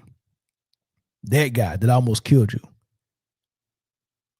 Kyrie Irving didn't bypass his general manager and his agent and drive straight to the owner's house to knock on his door to go in there and negotiate his contract that he wasn't going to get. Once he found out that he wasn't going to get the contract he thought he wanted, he went straight to the owner. Now imagine the GM has a job to do and your agent has a job to do. They're negotiating and they get a number, and you hear that number and say, oh, hell no. And you go all the way to the owner, and then you come back out with the money that you wanted. How does that happen? How does that happen? Do you have a golden tongue? I don't know how that happened. And when Draymond got his punishment, hey, take the rest of training camp off. He goes and has a meeting with Adam Silver, the commissioner. And he in there crying to Adam Silver to my some, this is just too much. I only, I just want to retire. No, Draymond, don't retire. Like, this is what he's doing. This is the type of stuff he did. Smack Yusuf Nurkic in the face. Kick people in the nuts. Like, this is the type of stuff he doing. And he ain't never been punished like Kyrie Irving. All Kyrie Irving did is say, I'm not taking the vax. Like, I don't trust that vaccine. I'm not taking it. And I tweeted out a movie. Think about that. All Kyrie Irving said is, I'm not taking the vax, and I'm gonna tweet out a movie. And he got more heat from ESPN, Stephen A. Smith, Will Bond, Charles Barkley, Shaquille O'Neal. He got more heat from everybody, including his own GM and his owner. They suspended him and did it. Adam Silver, like, he got more heat from everybody for tweeting out a movie about black people and the origin of black people, and saying that I'm not going to take a vax, which turned out to be the right move. Even Stephen A. Smith admitted it. Kyrie Irving was right. He was right the whole time. So all that heat Kyrie Irving got for not taking the vax, hindsight being 2020, he was right the whole time. And he's gotten more hell for those two decisions than what Draymond has got for all the nonsense he has done. Only thing Draymond has gotten is rewarded, because every time he does that, every time he runs somebody off out of Golden State, Kevin Durant, Poole, whoever it is, he ends up being rewarded with the contract that he wants. Every single time. When he ran KD out of there, that money that they was gonna get KD, he got that. He got a max deal. When he punched Poole out, they still gave Poole the money because they was gonna give it to him anyway. But the locker room was so jacked up, they traded him for Chris Paul, and then they let Chris Paul go to that next summer, and then Draymond got the contract that he wanted. The contract he was not going to get if Poole would have stayed there. They wouldn't have had the money for him. So every single time he make one of those crazy moves, he ends up getting rewarded for it. When he punched Poole out, I think that was a vacation for a vet not to finish the rest of training camp. I think he finished the rest of training camp and then the preseason. That's a reward for a vet. Oh man, don't worry about the preseason. Don't worry about training camp. Take the rest of the time off. And they try to dress it up to say he's taking time away from the team. Dude, that's a vacation. You at home taking he said he was taking his kids to school and that's the first time I was able to take my kids to school in the morning. So, dude, that was a vacation, dude. And Jordan Poole rocking the black eye at training camp in the preseason. Like, he the one. Come on now. So, anyway, I say all that to say this. That's their issue. They hitched their wagon to Draymond, and he's older than, first of all, he's old. He's past his prime. It's time to give it up. It's time for him to go to the bench and play that role that David West and Iggy Dollar played. But they already paid him. So now I gotta play him. You getting paid like a starter, like an all-star. So might as well put you in starting lineup. And now Steve Kerr, when KD first got there. All right, so before KD got there, their normal lineup was Andrew Bogut, a 7-footer, rim protector, who set screens and dove, screen and roll. Every now and then you can give it to him in the post, because in college, Andrew Bogut he was the number 1 pick. He was a good post scorer. Got to Milwaukee and wasn't all that good, but he kind of developed and was okay in the post. Then he went to Golden State, and they just literally took the post game away from him. You just a defender, you block shots, you rebound, you set screens, you dive, catch lobs. But every now and then, you could throw it to him in the post. They had David Lee, 6'11" power forward, good post player. So they was playing with 2 bigs, right? Then eventually, Draymond Green took David Lee's starting spot because David Lee got hurt. They had to put Draymond in. And then he eventually took the starting spot. So now you got Draymond and Andrew Bogut. That's your 4 and your 5. Then Harrison Barnes was the 3. Klay Thompson, Steph. That's the squad that got to the finals. They won with it one year. The next year they lost with it. Then they switched it up. Now, mind you, with that squad, that's a true 7-footer. Then they switched it up and brought in Kevin Durant. They got rid of Harrison Barnes. They got rid of Bogut. They replaced Bogut with Zaza Pachulia and JaVale McGee. So you got 2 7-footers. They went and found a replacement for Bogut. They replaced David Lee with David West. So you got a true power forward. And you still got Iggy on the bench. So now you got Zaza Pachulia, Draymond Green, KD, Steph, and Klay. You still got big people on the floor. But with Kevin Durant, since he's a true 6'11", some people would say a 7-footer, they had what they call a death lineup. And they would start with a conventional squad, but like late in the fourth quarters or like anytime during the game where they really needed points, where they could put this lineup on the floor where everyone can score, everyone can switch all screens on defense. And that generated a lot of points for them because they applying a lot of pressure defensively, and then everyone is a threat to score on the offensive end. That's with Kevin Durant at the center, Draymond Green at 4, Iguodala at 3, Klay, Steph. That's their death lineup. Right? They only use that lineup for, and I remember Steve Kerr explaining this. He said, I don't like to use this lineup too much during the game. I would never start the game with this lineup because it's small. But I like to use it sparingly throughout the game. No more than 5 to 8 minute stretches, right? Right. So that's what he said. Well, what ended up happening is Steve Kerr fell in love with that death lineup, and now that's his new lineup that he likes to play all the time. But he don't have Iggy and KD no more, right? So he's still trying to do the death lineup with other players. Oh, let's throw Wiggins out there. Let's throw, whoever out there. And so Wiggins, when he got to Golden State, he played more power forward than anything. Gary Payton is a 6'3" point guard. He plays power forward. Draymond Green plays center. They want Kuminga to play power forward. Right? So this is the stuff that Steve Kerr is doing, and he's fell in love with it. He don't want no bigs for real on the floor. If he do have a big, he wanted to be a shooter. That's why he liked quitting posts, which was a rookie last year, more than he liked Kevon Looney. They got rid of Looney. He lost his minutes. Like that's the type of time he on. I start quitting posts as a rookie, no daggone experience, but I won't start Jonathan Kuminga. But when Jonathan Kuminga do get in the game, I want you to play power forward like Draymond do. And Wiggins, when he was there, I want you to play power forward. I'm like, man, this is horrible.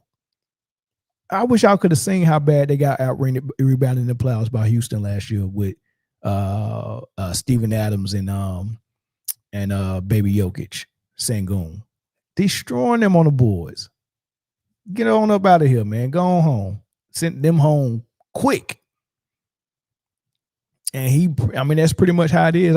So the reason why he always say, we're not a championship team with Draymond is because he don't know no other power forwards that's going to be able to switch all the screens on the perimeter and then guard the post like Draymond, and then don't want to shoot. He don't want to score, just dribble hand off everything. Like he can't find another guy that's willing to do that. Every guy he gets, like Wiggins, he wants to put Wiggins at power forward. Wiggins is a small forward. Like you can't force me to be a power forward like Draymond. He did it for like a year. They got a championship, but after that, he got tired of it.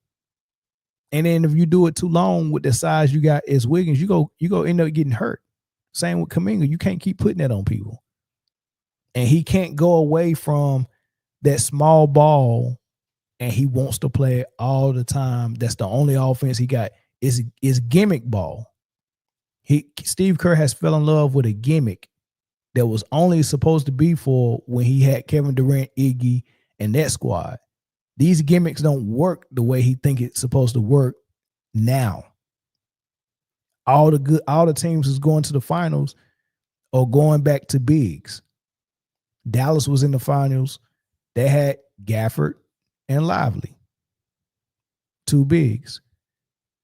Boston was in the finals and then twice, and they won one. They had Horford and Porzingis when they won it. Before that, it was Horford and I can't remember who the other big was.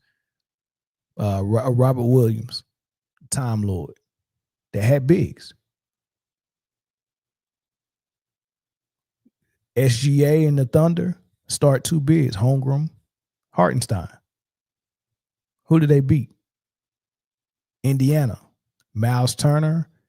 And they had 3 of them. Miles Turner and Siakam. And then who else was it? I can't remember. But nobody's doing it small. But Houston. Adam Sengun. Like, ain't nobody doing that small stuff no more, man. Ain't nobody doing it no more. Jokic is a big. Like, you think you just go to survive with Draymond guarding all your bigs, and he was like, oh man, you could have. They fell in love with Al Horford as soon as free agent started. Al Horford is 1,000 years old. Boston was using him sparingly. They barely played him during the playoffs. During the regular season. In the playoffs, they played him a little bit more.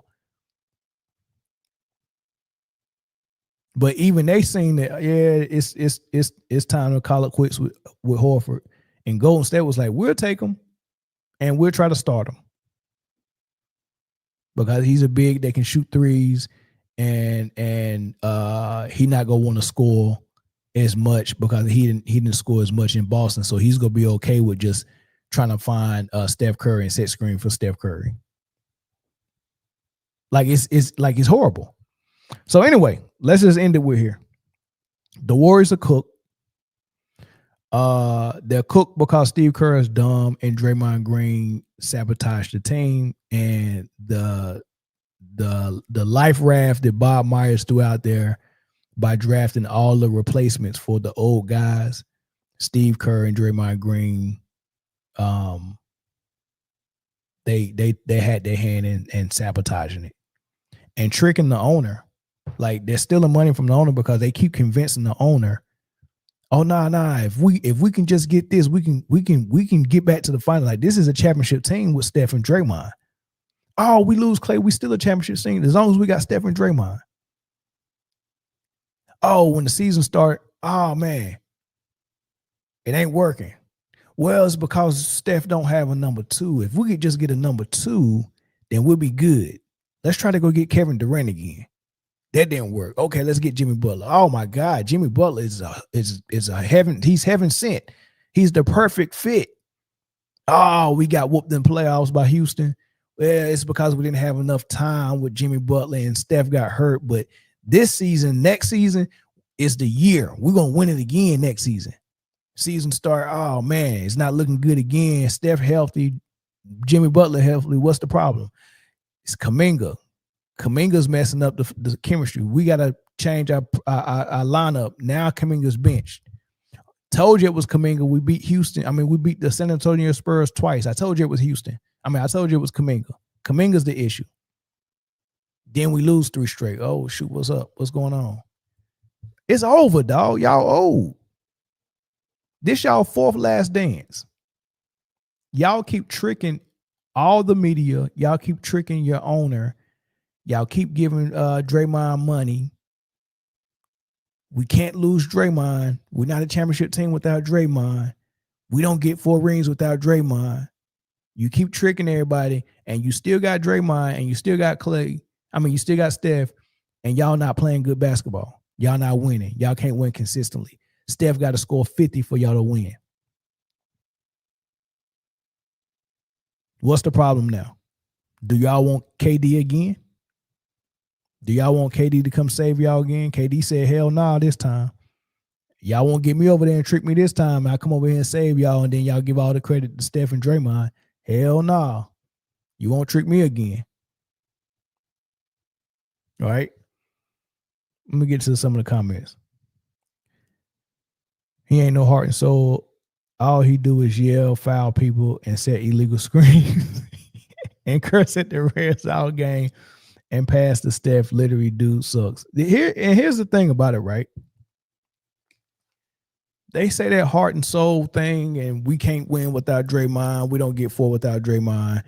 Draymond's the heart and soul. You know, we're not a championship thing without Draymond. I'm thinking in my head, if Draymond mean all that to the locker room emotionally and on the court and leadership, what does that say about Steph Curry's leadership and his emotional fortitude? Does it say he don't have, like, if we can't lose Draymond, because if we lose Draymond, we just can't. We just can't be a championship team. Like, his voice is just too strong. Where's Steph's voice at? When you think about these top 10 players that they claim Steph is, like, they want to put Steph in the top 10 players of all time. And you think about them, and you think of a Magic Johnson, and you think, who was the vocal leader, the voice? Who was the leader? Like, who? Like, do you think the Lakers team led by Magic Johnson would have a guy that you just couldn't lose? Like, oh man, we can't lose Michael Cooper because his leadership means too much on the floor. And you got a whole point guard right here who's supposed to be the quarterback of your offense and your coach on the floor. Like, you know, a lot of times your point guard is that. A lot of times your best player is that. When your best player is the point guard and the best player, you kind of wonder if he's not doing that vocally in the locker room or on the floor, then what the hell is he doing? And why does Draymond have to do all of it? And why is he so important? Like, when Kobe was leading his teams with Powell and Lamar Odom and Shannon Brown and Andrew Bynum, I want to know who like, was there anyone on the team? Oh man, we can't lose our test. We're not a championship team without our test. Like, we can't lose them. I mean, he did it with Artest. He did it with Trevor Ariza. So actually, Artest's voice got very small when he got to LA because Kobe's was very loud. Right? Can you imagine if someone say, man, we're not a championship team without Dennis Rodman because his voice and his leadership in the locker room is so huge? I'm like, man, what the hell is Mike doing? Like, think about that.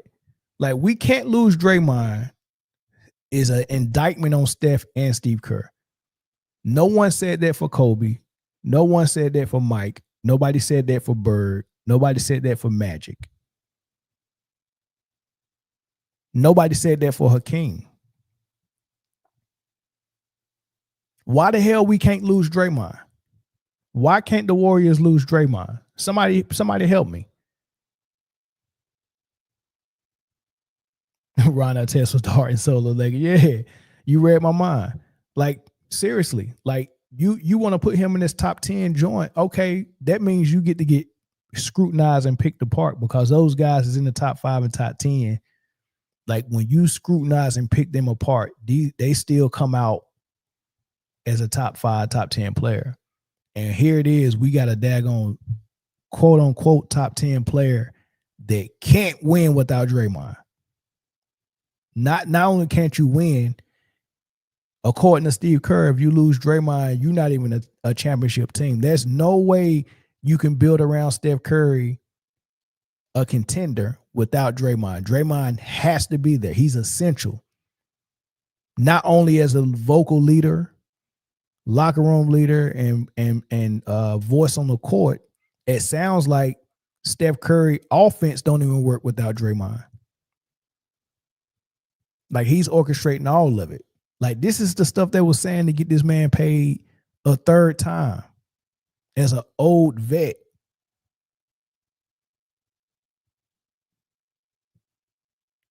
Come on, dog. Curry ain't no real leader vocally like that. Draymond definitely don't know how to talk to people, punching teammates, and all that. All that kills team morale. Your leader can't be a loudmouth dude. I'm with you.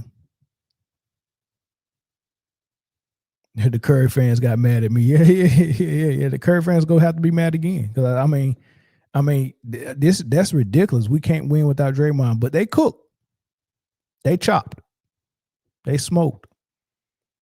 Not a dude who averaged 9.7 rebounds, 35 minutes. Yeah, you know what I mean. They cook, and Jimmy Butler ain't doing crap, man. And yeah, you're right. That he taking that daggone that Robin role, and he probably one of the worst Robins in the league right now, dog.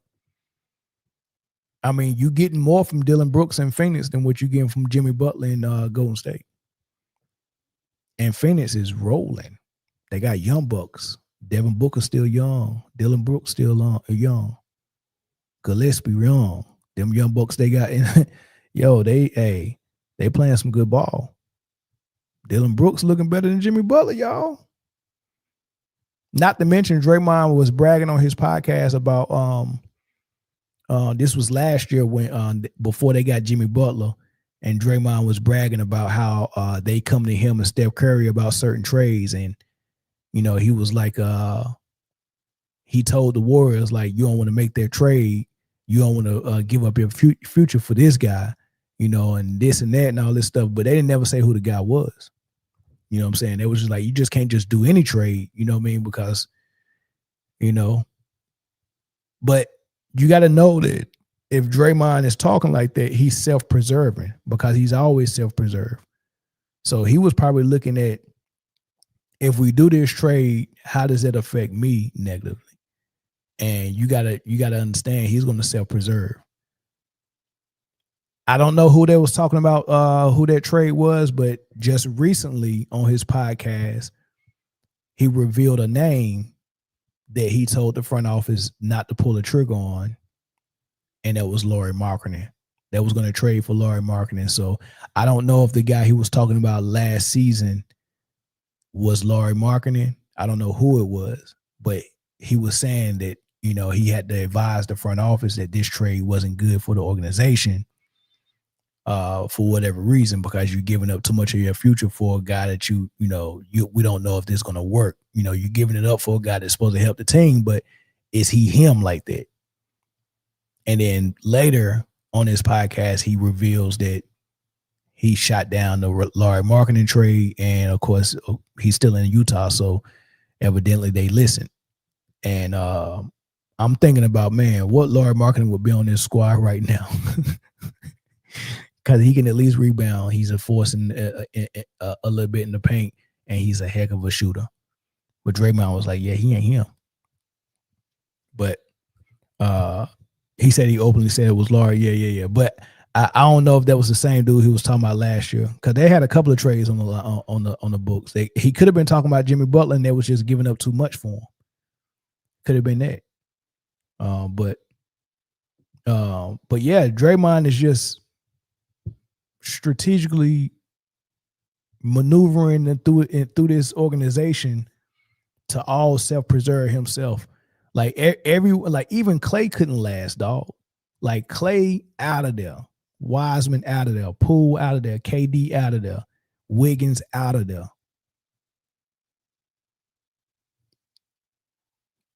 Iggy out of there. Like nobody lasts, and Draymond and Steph is the last man standing. And I'm like, how did Draymond make it out of all those names I named? How is Draymond the last one standing? And he's the only one that's doing all the maneuvering. He's the only one going to go talk to the front office and talk to the owner and talk to the GM and fighting on Steve Kerr when he don't get his way, and punching teammates and cussing teammates out and telling people they don't fit in. Now they messing with Jonathan Kuminga. He's gonna be traded by the deadline, I guarantee you. He not gonna make it out. All these people are not surviving this Warriors organization, but Draymond is gonna be the last one standing. Let that sink in. And Steph is the whole while sitting watching it all crash and burn around him, knowing that this is the dude that got the matches in his hand and the gasoline. He's walking around with matches and gasoline, and stuff keep getting set on fire and burning around Steph Curry. and he's not brave enough to tell the organization that, hey man, Draymond is burning it all down. He should have been the one to get up out of here. When when I first found out that KD wanted to leave Golden State, I would have dropped everything that I was doing that day. I would have flew to KD. I would have told him, bruh, I've already talked to the front office. They're about to trade Draymond. Just please sign, dog. Stay. It could be me, you, and Clay. Man, we can keep this thing going like a dynasty. We throwing Draymond off the. Remember the story of Jonah in the well? When Jonah had sinned against God. So when the whale swallowed him up, actually before the whale swallowed him up, he was on a boat with a whole bunch of people. And since God was trying to punish Jonah, storms was coming through and it was rocking the boat, and they was getting all types of calamities hitting them. And they couldn't figure out, man, like, dang, man, this wasn't even in the forecast. Like, we didn't even expect all this. Like, what's going on? Like, they ain't never seen no storm like this. And then it got wind that, hey, man, Jonah sinned against God, man. He down there asleep. And that's why we getting all this stuff. Man, I was like, man, get Jonah up off this boat, dog. Threw this man off the boat. God want him, not us. Threw him off the boat. And then the whale came and swallowed him. God dealt with him. That's what they should have did to Draymond Green. As soon as he did what he did to KD, and I got sense that KD was probably about to leave, as the front office and GM, the GM was supposed to go to Steph Curry and tell him this Draymond's last year. And then you go to Kevin Durant and say, because you don't want, you're trying to go on the championship run for your third one. So you don't want everyone to know what's going on, and then it causes confusion, and then the chemistry is off and y'all don't win. But I would have went to Kevin Durant and was like, look, bro, don't say nothing, but we giving you the bag, whatever you want, and we trading Draymond. It's already a done deal. I already talked to the owner. Steve Kerr don't even know. It's between me and you, dude. You have to sign here. Draymond is up out of here. We throwing him off the boat. Let a whale swallow him somewhere in Detroit. Let him go home, play for his home team. That's what the GM should have done if real leadership was in there. Steve Kerr's not a real leader. Neither Steph Curry. Bob Myers, I like him. But I don't know if I want to, I think he's more of a stand-up guy. I think Steve Kerr's a snake. He only care about the core three. Everybody else was expendable on that team, which is fine, but it's the way you do it.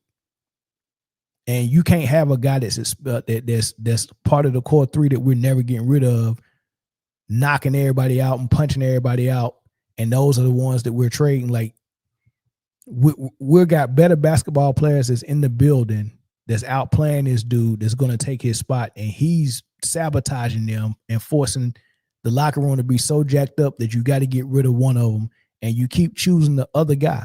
You keep choosing Poole, Durant, Wiseman, Wiggins, and now Kuminga. Like, these are the ones, and Kevon Looney. Like, these are the guys you're getting rid of because you want to keep Draymond. And it's high time that they stop doing it. But it's kind of too late. It's too late, man, because all the guys that were supposed to replace Draymond Green and carry on with Steph Curry, they're already gone. They done screwed up this rebuild royally. It's a done deal. I'm gonna open the phone lines up for 2 calls on this topic, man, and then I'm gonna end it. I'm gonna get to the MVP race and Shador Sanders tomorrow, because I talk real long on both these topics. But phone lines are open. I want to hear from y'all. KD said that the blow up was never addressed, so he was like, F it. Yep. And he said that on Draymond's podcast. Yep. They never addressed it. The leadership was not there. Steve Kerr likes being Draymond Foster dad. I guess he do. The whole time Curry just sitting back witnessing it all. Witness it all fall apart around him, dog. just sitting there witnessing all of it. Bob Myers ran like Joe. Yeah, once Bob Myers realized, like, dude, everything that I did all this hard work and drafted all these guys, and Steve Kerr is telling me he's not gonna implement them the way he's supposed. He was like, man, I got to get up out of here.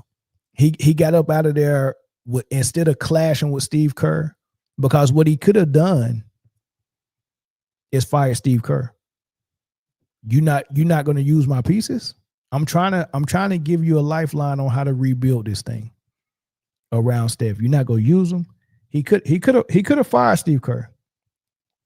I mean, hell, they fired Mark Jackson with no problem. He could have fired Steve Kerr. Caller from Raleigh, what's up? How's it going? I'm good. How you doing? Pretty good. So I just want to bring up the situation with Draymond and the Warriors. So I feel that Draymond would have been gone a long time ago if it wasn't for, I would say, Stephen Curry. I feel those two are both linked together in the sense that Stephen Curry wasn't willing to let go of him. And basically, management was like, all right, we're going to acquiesce to you since, he's a star player of the team. That's what I think it was essentially about.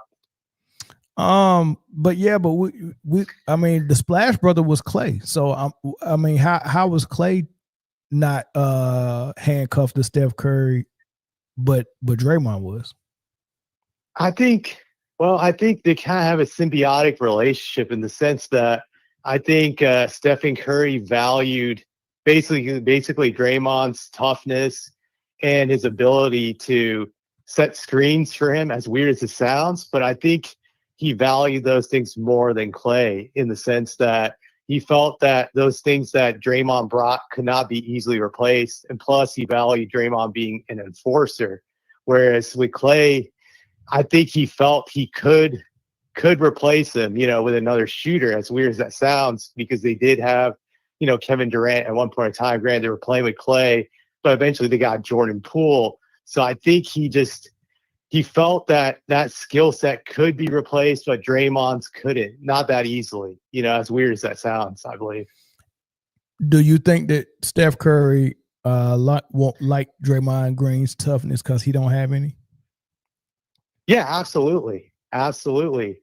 I think he valued that. It's like kind of like I said, a symbiotic relationship where, Stephen Curry was a star. So Draymond latched on to that because he wasn't a star. He was a very good role player, but he knew by attaching himself to Curry, he could ride that wave.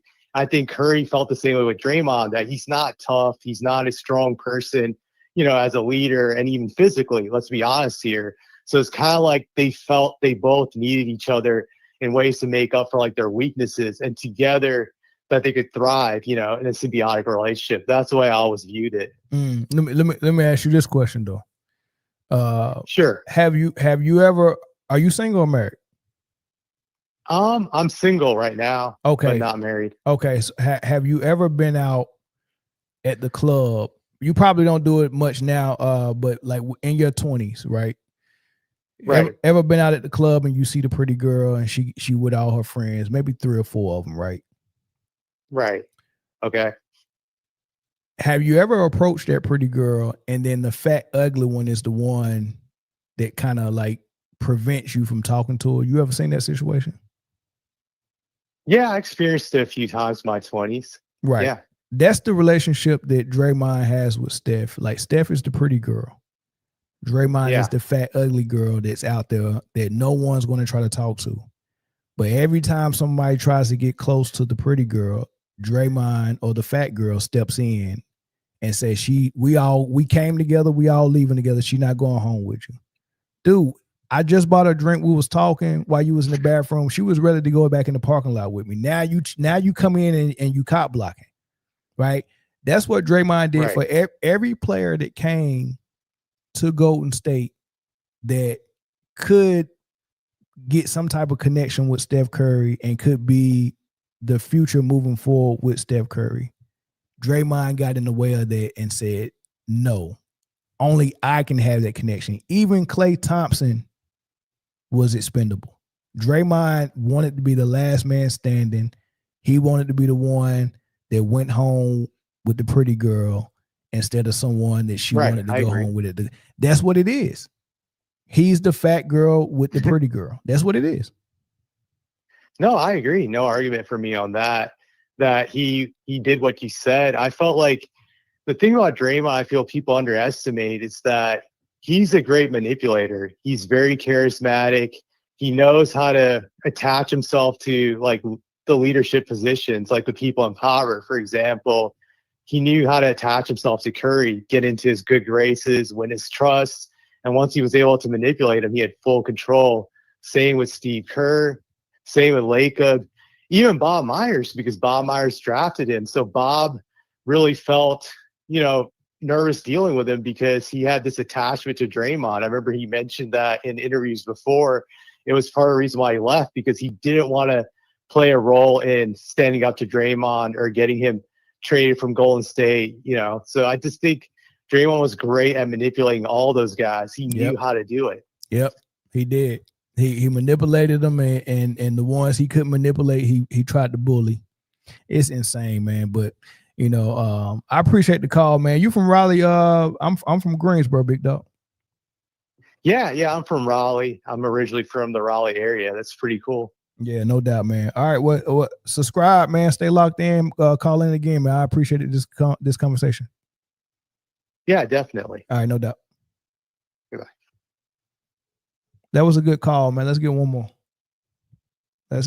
Before we end it. Man, the Lakers handled business tonight, didn't they? It was a close game till it got in the fourth. They kind of pulled. Well, sheesh. They really pulled away at the end. Lord have mercy. Nah, that's crazy how they pulled away. Bro, last time I looked at it, there was up one in the beginning of the fourth, and then I looked again and the Lakers was up about 15 or 16 in the fourth with like 7 minutes left, and then the Clippers kind of cut it down to like 11. I'm like, okay, maybe they might make it interesting. So last time I looked at it, the Clippers was down 11, probably like 6 minutes left.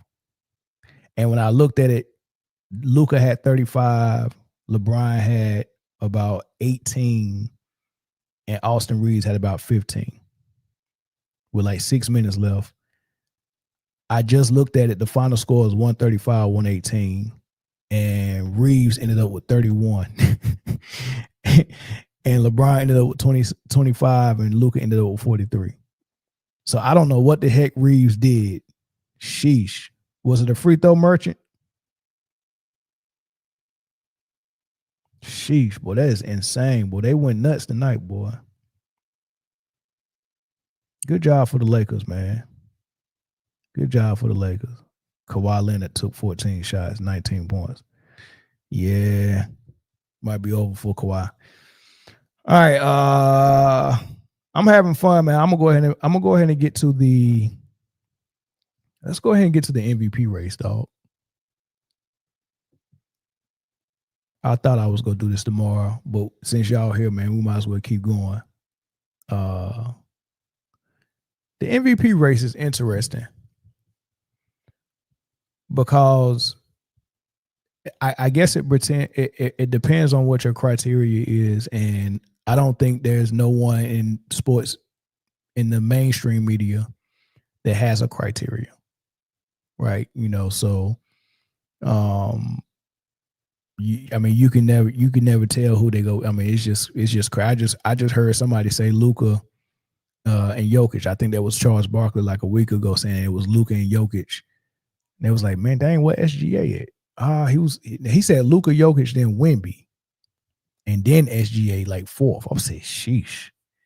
Like, what's Charles' criteria? Like, I think that's interesting, right?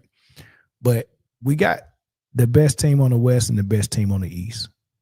And you can kind of say SGA is leading the Thunder, and they're the best team in the league by far, not just the West. And then right behind him is Detroit. Like, it's insane. And I don't even think Detroit is. I don't think Cade is as good as SGA.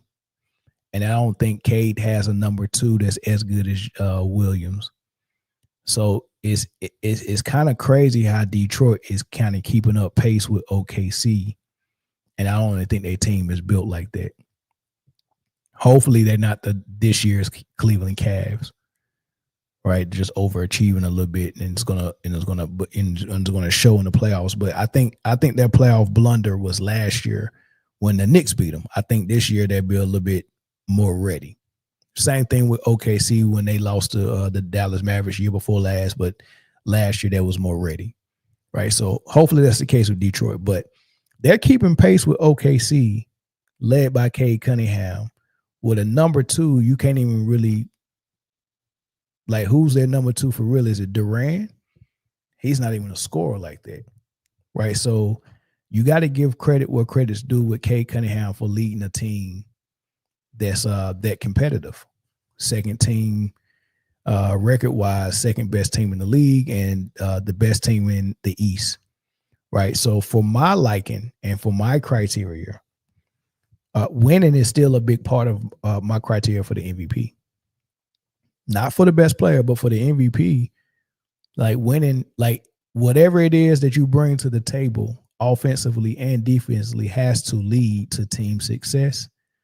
And for most MVP candidates, I'm not going to say most, for all MVP candidates, your team success, it has to be evident. But out of all the candidates who got team success, who has the most team success would be my next question. And, so Jokic team is successful. Cade's team is successful. Wemby's as well. Giannis's as well, but Giannis's is out now, so he's going to lose a lot of ground in this MVP race because he's out with the injury. So is Wemby. They're both going to lose some ground in this MVP race, so that might leave more room for Luka to jump in. And that'll be the only way someone that doesn't play defense will jump in. For me, is if the guys who does play defense somehow disqualifies themselves because they're missing a lot of time, which is what's going to happen with Wemby and Giannis' situation. Luka's going to move up on this ladder. I had a top 5, and Luka wasn't part of it. My top 5 was SGA 1, Jokic 2, Cade Cunningham 3. I think I might get a graphic for that. So that was my top 3. It was SGA, Jokic, Cade. And then my 4 and 5 was Giannis and Wemby. But Giannis and Wemby they fall out of my top 5 due to injury, and I will put Luka at 4, and I don't have a 5. I honestly don't have a 5.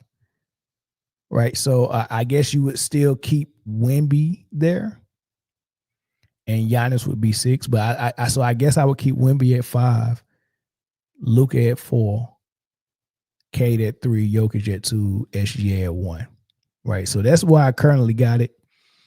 And for those of y'all who have never seen my MVP criteria, I'm different from a lot of people because what most people, they come into the season with no criteria. And then they watch the games, and then the guy who impresses them the most statistically becomes their favorite. And then now their criteria just trickles from there. Like, I have my favorite. He's my favorite because he does X, Y, and Z stat. And now I just have to fill in the rest of the other guys. And the other guys are there for totally different reasons, right? I got my number 1 at, so most people look at Jokic stats and say, man, he's averaging a triple-double, boom. And he's leading in assists, and he's leading in rebounds. That's MVP. So now he becomes your number 1 because he's averaging a triple-double, leading in assists, and leading in rebounds. And then your number 2 is your number 2 for something totally different. Okay, so if your number 1 is your number 1 because he's leading in assists, leading in rebounds, and averaging triple-double, but your number 2 don't average a triple-double, why is he your number 2? Like, if your criteria is triple-double and leading in assists and rebounds, like, how do you come up with your number 2? Oh, he's doing something totally different. So what's your number 2 doing? He's he's a great defender. He's blocking shots like Wemby. I think Barkley was like, yeah, Wemby is blocking shots and scoring, 24 points. And okay, that's totally different. Like, how is your criteria different from each player?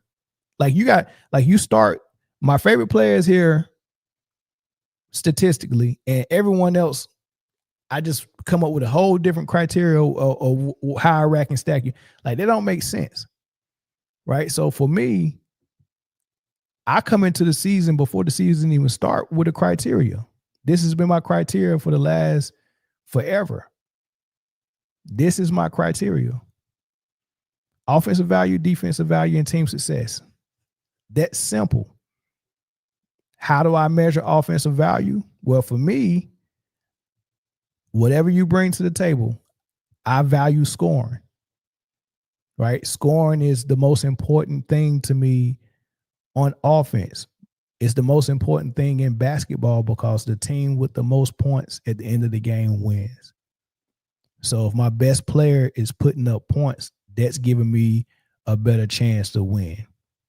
Now, why do I value scoring more than I value anything else you can do offensively, like offensive rebound, set screens, assists?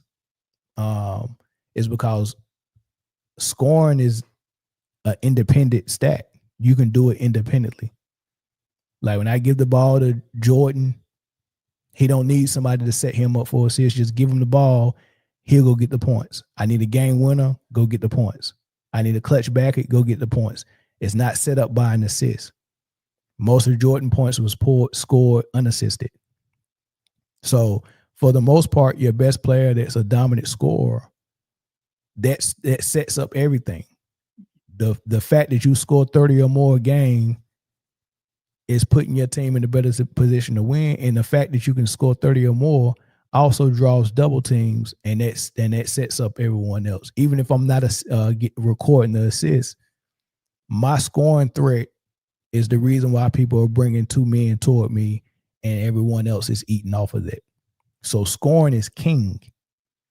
Assisting is a dependent stat. If I pass you the ball and you miss the shot, I don't get an assist.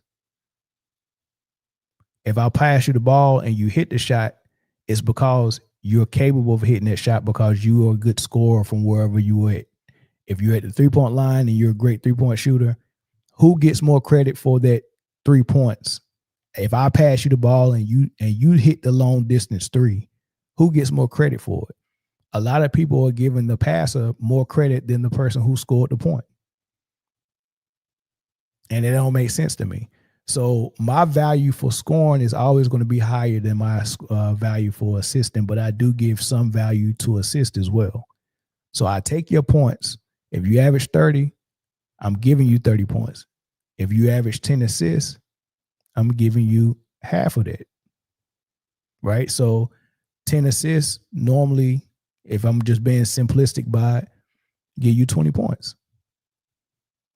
Right? But it's a 50-50 collaboration. Me for passing it and you for hitting the shot.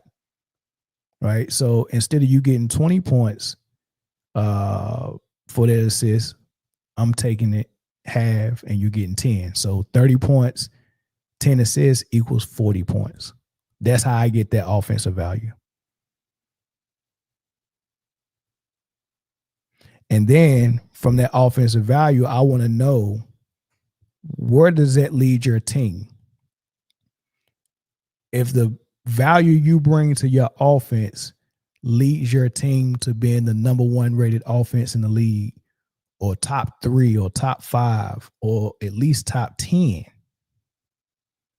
that's good. And then I take your defensive value. Now, this is more film work. I don't take how many steals you average and how many assists, how many blocks you average and all that stuff. This is basically film work. Are you a good defender? How are you locking up on defense? Are you protecting the rim? Are you protecting the paint? Are you protecting the perimeter? Do you let people blow by you? All these things. Do you have that defensive value? And then I take into account What's your your contribution to your defense? What does it lead your team? Are you a top rated defensive team? Number 1, top 3, top 5, top 10? And I take that. So I take your offensive value and your defensive value. And then from both of those things, I look at your team success. What's your team record? Where are you at? And so for SGA, his defensive contribution to his team, now that he's not alone because he got other great defenders on the team with him, his contributions and what he does defensively has led his team to be, I think, the number 1 rated defense in the league. What he does offensively has his team as a number 3 rated offense in the league. And then, of course, they're the number 1 rated team overall as far as record. And the contributions from SGA from his points and assists land me to have him at my number 1 and Jokic at my number 2, Kate at my number 3. So that's how I get mine. And it's simple. It's a criteria that I have that I apply across the board to everyone. It's fair. It's not biased. And I'll apply it across the board to everyone. Everyone else criteria makes no sense. It's not fair. It's biased. It can change any moment. All of those things.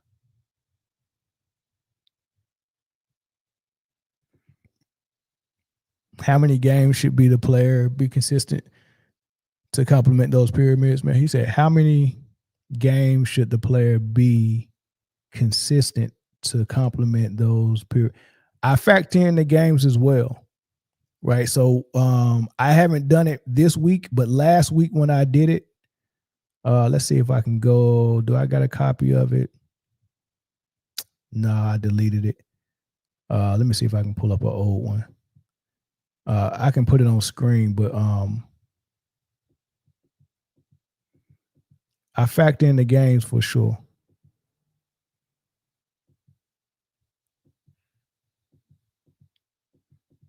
Yeah, I don't have a copy of but yeah, I factor in the games as well because I think playing as a matter of fact, let me just pull up this illustration. So how I come up with it, another thing that I believe in is they named the trophy after Michael Jordan, right? The MVP trophy is the Michael Jeffrey Jordan trophy, right? So I looked at the things that made Michael Jordan what he was and what his MVPs meant.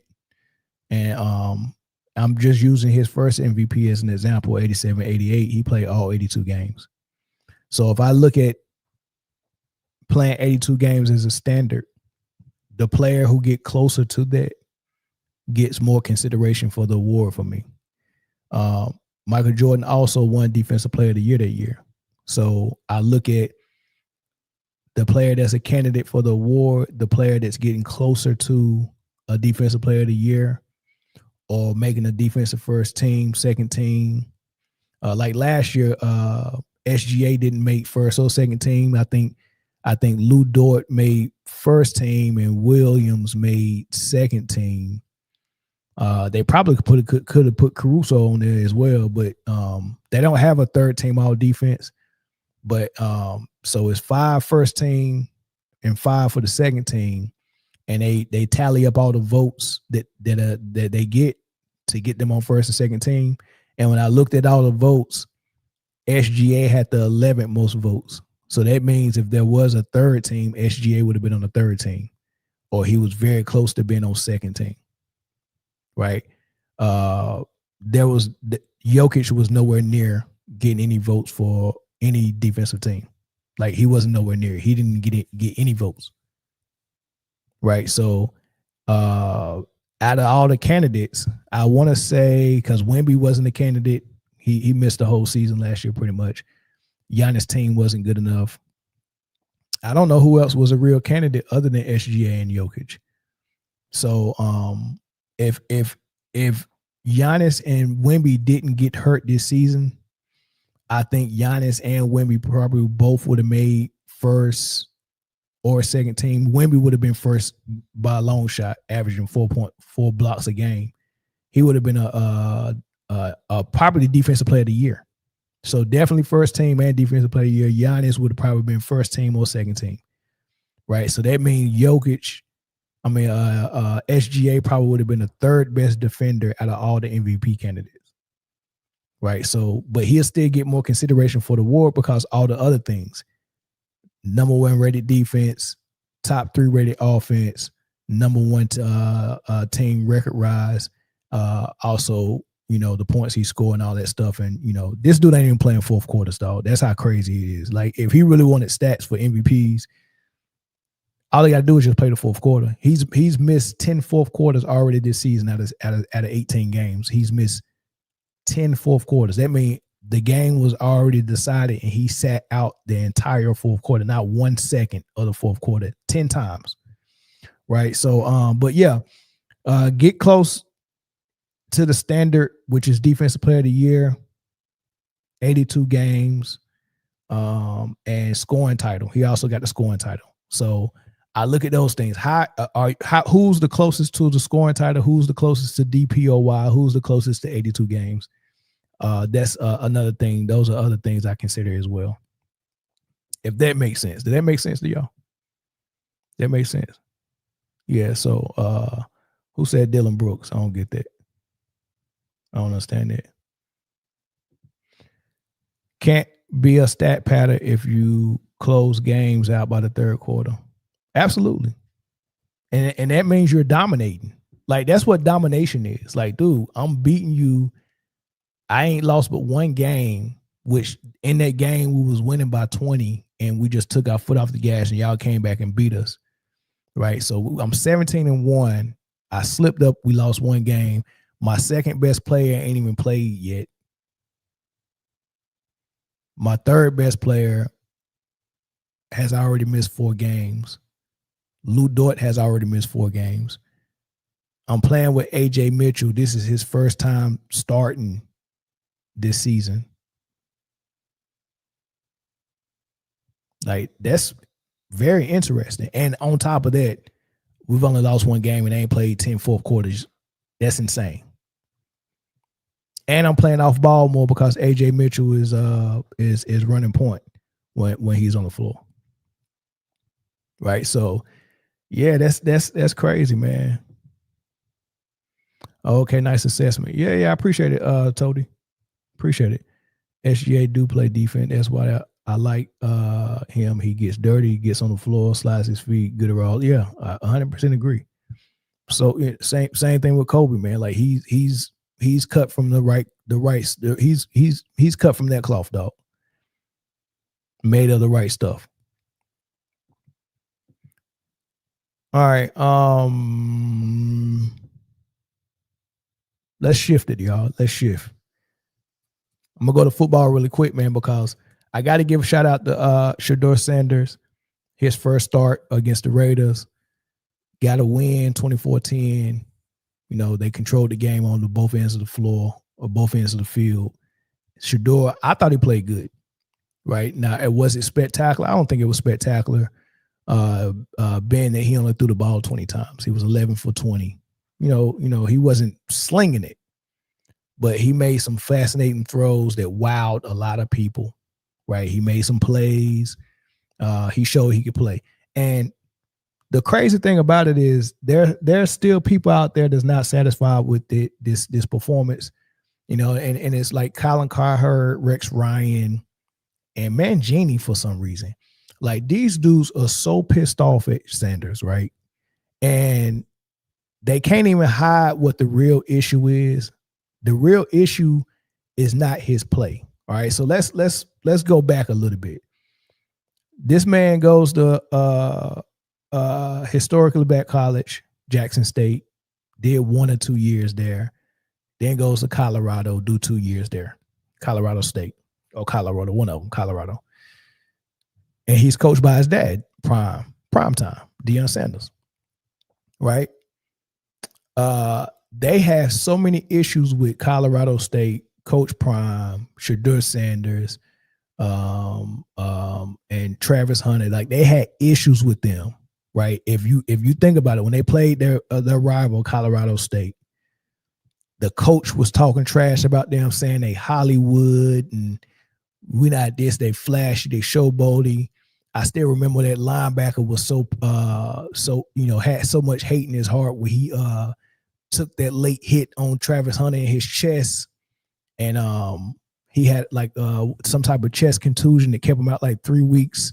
Like he went helmet to chest, and the pass was overthrown. He didn't get no hands on it. The linebacker took about 3 steps after the ball was already down, and the receiver is defensive, just sitting there, and went helmet to chest.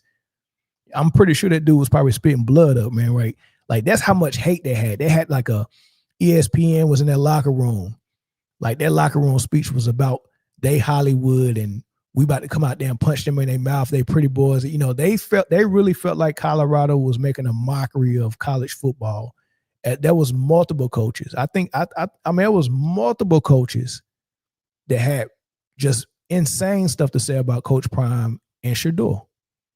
And instead of them just shutting up like they wanted them to shut up, they kept talking, and then they was, wearing their watches and stuff like that. That's where they got the watch thing from, because I think they used to wear their jewelry to the game or whatnot. They'll take it out before the game, but they mad that they were all up in Rolls Royces and Rolexes and stuff like that. They was jealous, right? And a lot of people in the media hated them as well and wanted them to lose. They're not even that good. Why they getting all this attention? How they get these TV games?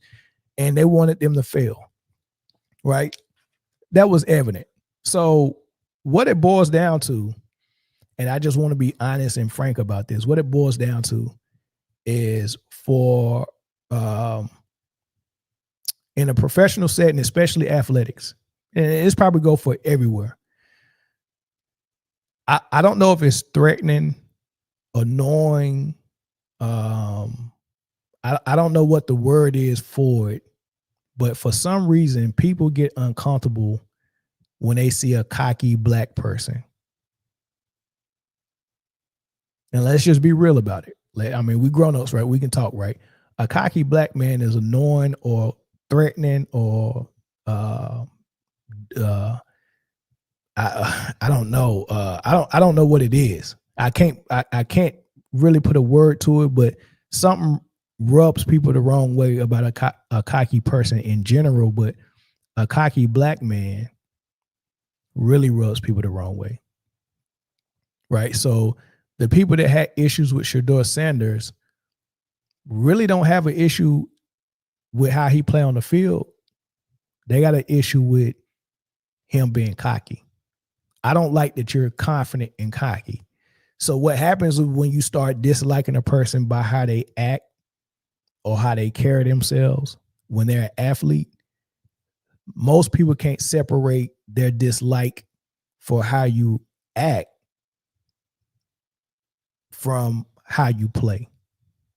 And then when they start to critique you, if you just happen to be a radio host, radio personality, TV personality, and you're supposed to be critiquing the game, you can't take your dislike for this person and their persona and their personality and their demeanor and their cockiness. You can't take that away from your football analysis. And it becomes one. And when they start saying, is this guy good?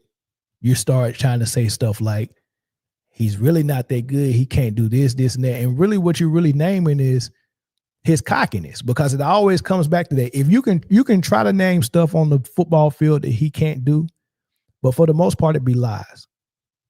Because the knock on Shador is he's not even that fast. Why the hell he need to be fast? He's a pocket quarterback. He don't have a cannon for an arm. Well, that's a lie, sir. He does have a good arm. Right? So they start saying stuff like that, and then it get to the real reason that they don't like him. They start saying he's cocky and he's this and he's that, and I like my quarterbacks this way and that way, which is funny because when you look at a guy like Lamar Jackson, they say, why you don't act more like Lamar Jackson? because Lamar Jackson is, I guess, not cocky. But the crazy thing about that is then you got another half of the people that say we don't like Lamar Jackson because he run too much. So damn if you do, damn if you don't.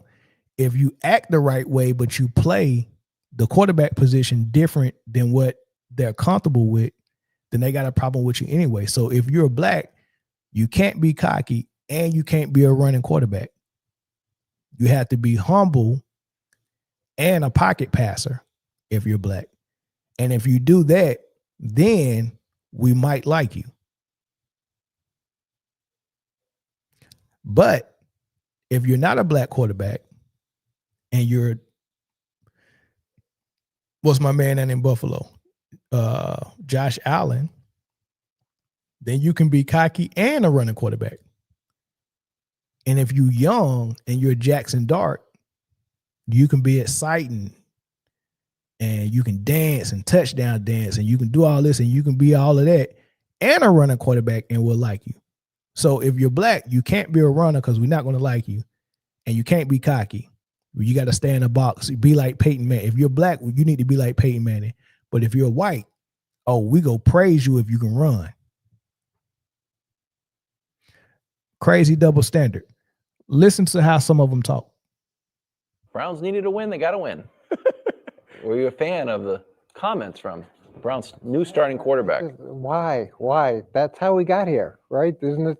That's how we kind of ended up in the 5th round, because of talking like that, because of presenting yourself like that. And I get it. You want to be confident, and that's fine. You should be confident, but you don't need to take it to this level. And it's one of those things where you had 11 completions and the defense had 10 sacks.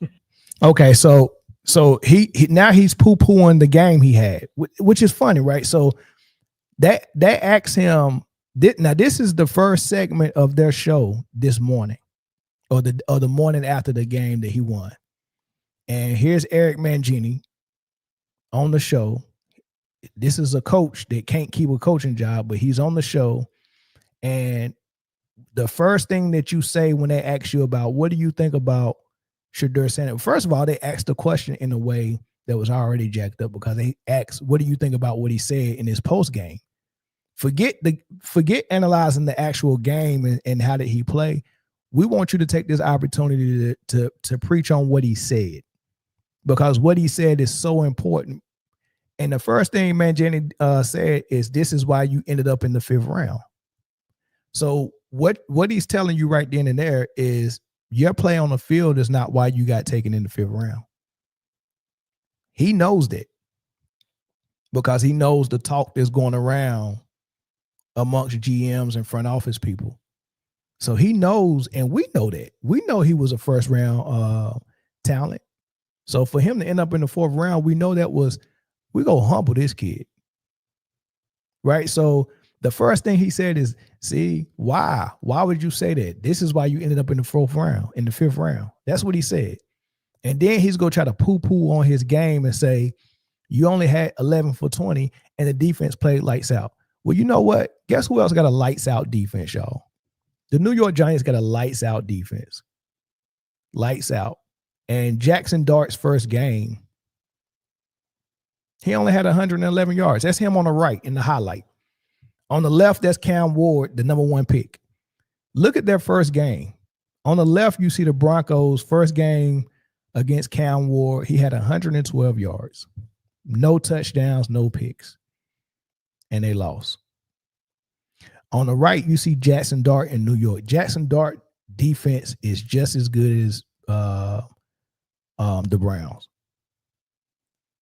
This is his first game. He had 1 touchdown, no interceptions, 111 yards.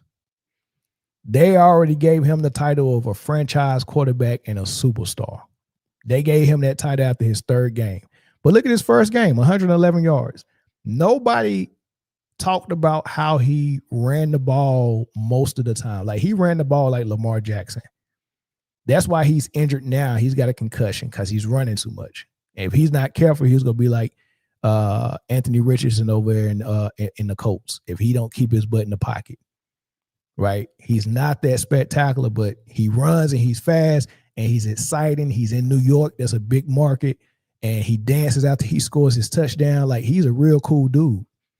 Like, real hip, real urban. And they love it. Oh, my God. They love when Josh Allen runs. And they love when Jackson Dart is running right now. So being a running quarterback is cool. But if you're a black running quarterback, you're going to get all types of criticism. We'll get to that later. But look at the first game. Now, he won that game against the Chargers, but then he turned around and lost the next game against the Saints, which is pretty much one of the worst teams in the league. He had 2 interceptions in that game. Had 2 touchdowns, 202 yards. That's a good game. 202 yards. Shador just had 20 yards, 209 yards. So his first game that he started was a 209-yard game with a touchdown. And he could have had more touchdowns if they would have kept him in the red zone for those 2 plays that they did the Wildcat on. He could have ended up with 3 or 4 touchdowns in this game. But yeah, he only threw it 20 times and completed 11 of them and got 1 touchdown. Yeah. But that's a bad thing now? You were playing the Raiders, which just fired their offensive coordinator. Things are fairly dysfunctional with that group. So now the team you played was bad. But Jackson Dart lost to a bad team in the Saints. And I get it. You had 1 week of practice. Baker Mayfield went to the Rams with less than 48 hours. Baker Mayfield wasn't a rookie when he went to the Rams with 48 hours to play. He wasn't a rookie at that time. He was in his 4th, 5th, 6th year or something like that. He wasn't a rookie. So that's not even a comparison. Practice and lit it up when he was there. So 1 week of practice, you were there for OTAs. You were there for training camp. You've been there all season. You've been in every single meeting. You were the backup quarterback. So you had 1 week of practice. How many weeks of practice do you need? So let's see. Let's see now that you get more than 1 week of practice, how dangerous you are. Baker woke up feeling dangerous and he got shipped out. And then he was with 2 more teams before, he became dangerous again. So let's see. I think that there's some value in humbleness. Humbleness is not. So he wants Shador to be humble, right? He don't like Shador has confidence. Confidence is a bad thing. I want you to be humble. And this is what he's saying is the reason why he drops to the 5th round, because he's cocky. And people don't want him because he's cocky. They don't want him to have confidence. I don't understand why. Why does everybody have to fit a box that you think is cool? Like, for the most part, black people, especially when you get really good at something, are very cocky. We eventually humble ourselves. Life humbles us sometimes. Let us grow into that. You can't force nobody not to be. I'm cocky. I'm sorry. You can't humble me by telling me I need to tone it down. You can't humble me like that. This is how I am naturally. I'm not forcing this. I'm naturally like this. Why you got to be uncomfortable with it? The people that coached him in college wasn't uncomfortable with it. Nobody had nothing bad to say about Shador, and it wasn't just because his dad was his coach. All these other people that came around Shador, Tom Brady coached him. Aaron Rodgers said he loved him. Like, everybody that's on the Browns team got nothing but good to say about him. The media that was around him got nothing good. Like, there's nothing bad that you say about him once you meet this kid and you get to see his work ethic and all that stuff. Like, there's nothing bad to say about it. Why you just can't lean on the truth? And the crazy thing about it is they dislike him so much coming out of the draft, they had to start making stories up about him to justify it. Because now this don't make sense how somebody this good dropped to the 5th round. Are y'all purposely doing something? Oh, no, I heard he did this, and I heard he came into the meeting like this, and they start spreading lies about it. And now then he got drafted. He's with the Browns, and the Browns named Dylan Gabriel the starting quarterback or the quarterback too. Everybody was like, "Damn, what's up with Shador?" Because from with the reports I'm hearing that he's lightening up at practice, and they had to start making up lies then and saying, "Nah, he's not studying and he's not sitting at the front row in film study, and Gabriel is way ahead of him as far as knowing the playbook. He don't know the playbook like Dylan Gabriel, and all this stuff. Like, all this stuff is turning out to be lies. Then they said his arm was weak and he can't run. Like all this is turning into lies. Every time you see him play, everything looks like lies. So what is the real thing? And also, if Dillon Gabriel looked this bad in 6 games and Shador already looked better than him after 1 game he started, what did Coach Stefanski see at training camp that made him say that Shador wasn't as ready as Gabriel? I'm interested in knowing what he saw. Not necessarily a negative trait in the NFL. Confidence is fantastic. It can be contagious, but there's some value also in being somewhat humble and appreciating the opportunities you have, as opposed to, making everything adversarial with the current coaching staff. Listen to Cowherd.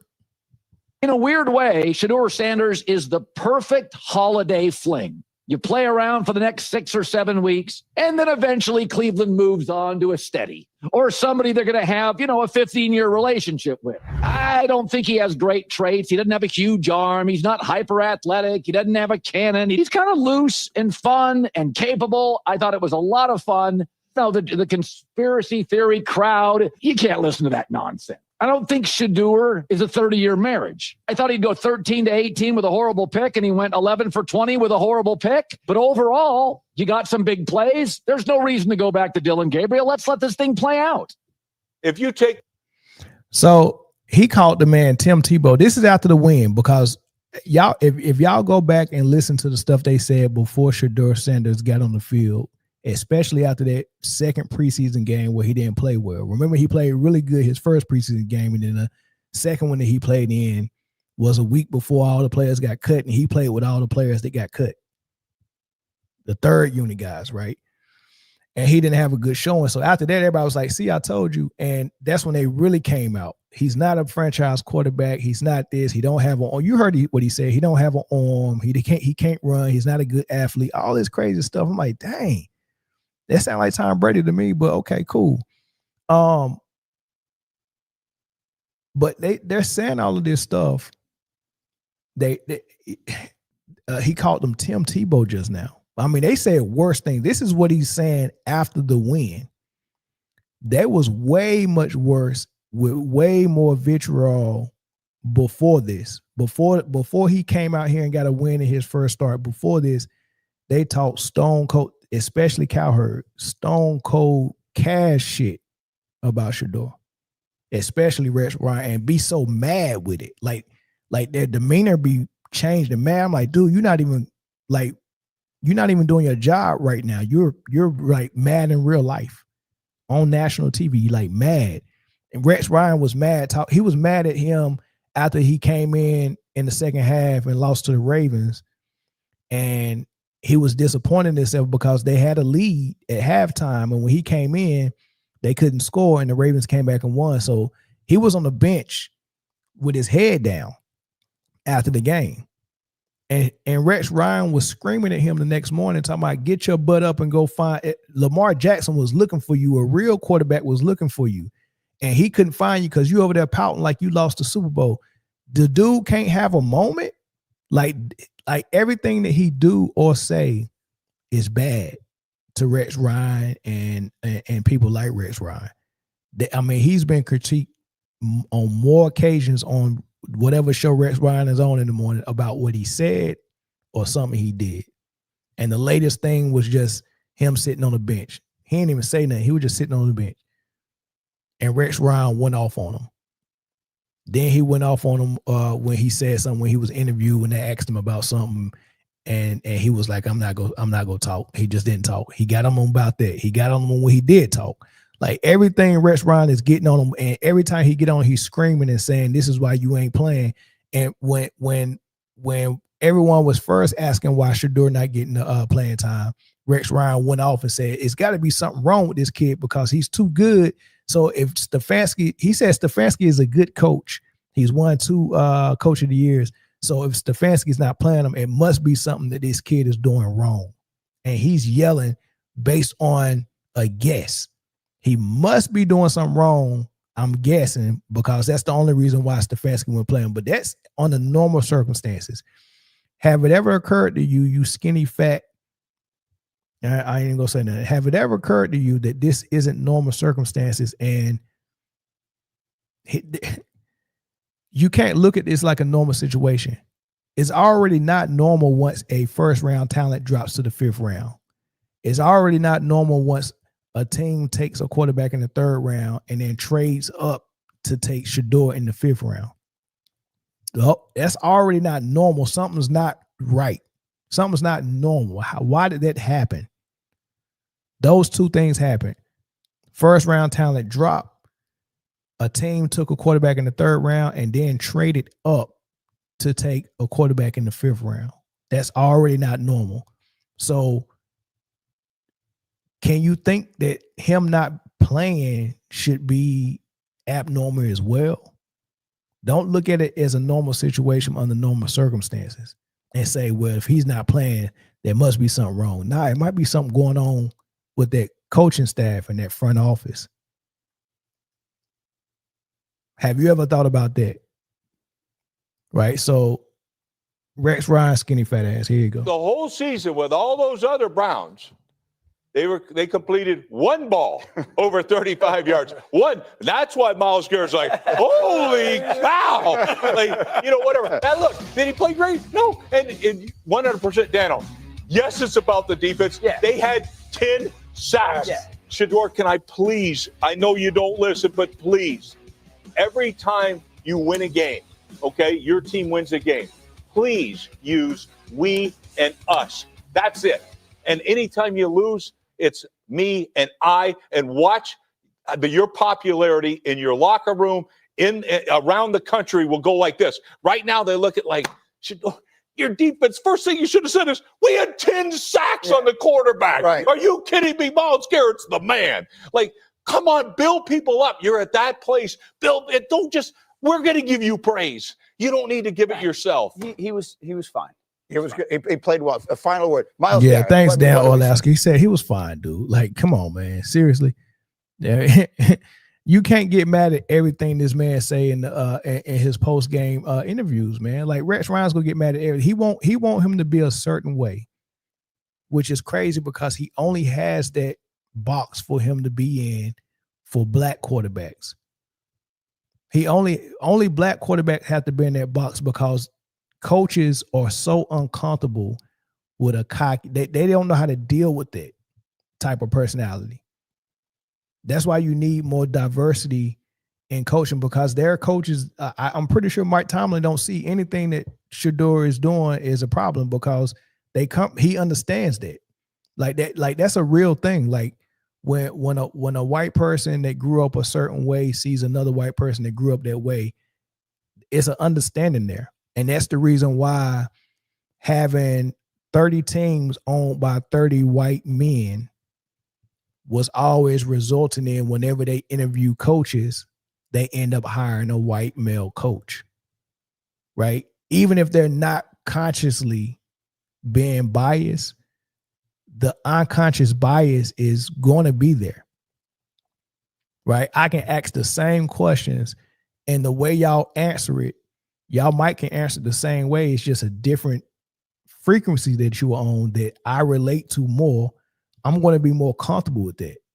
So who do I want to write this $10 million check to for the next 4 years?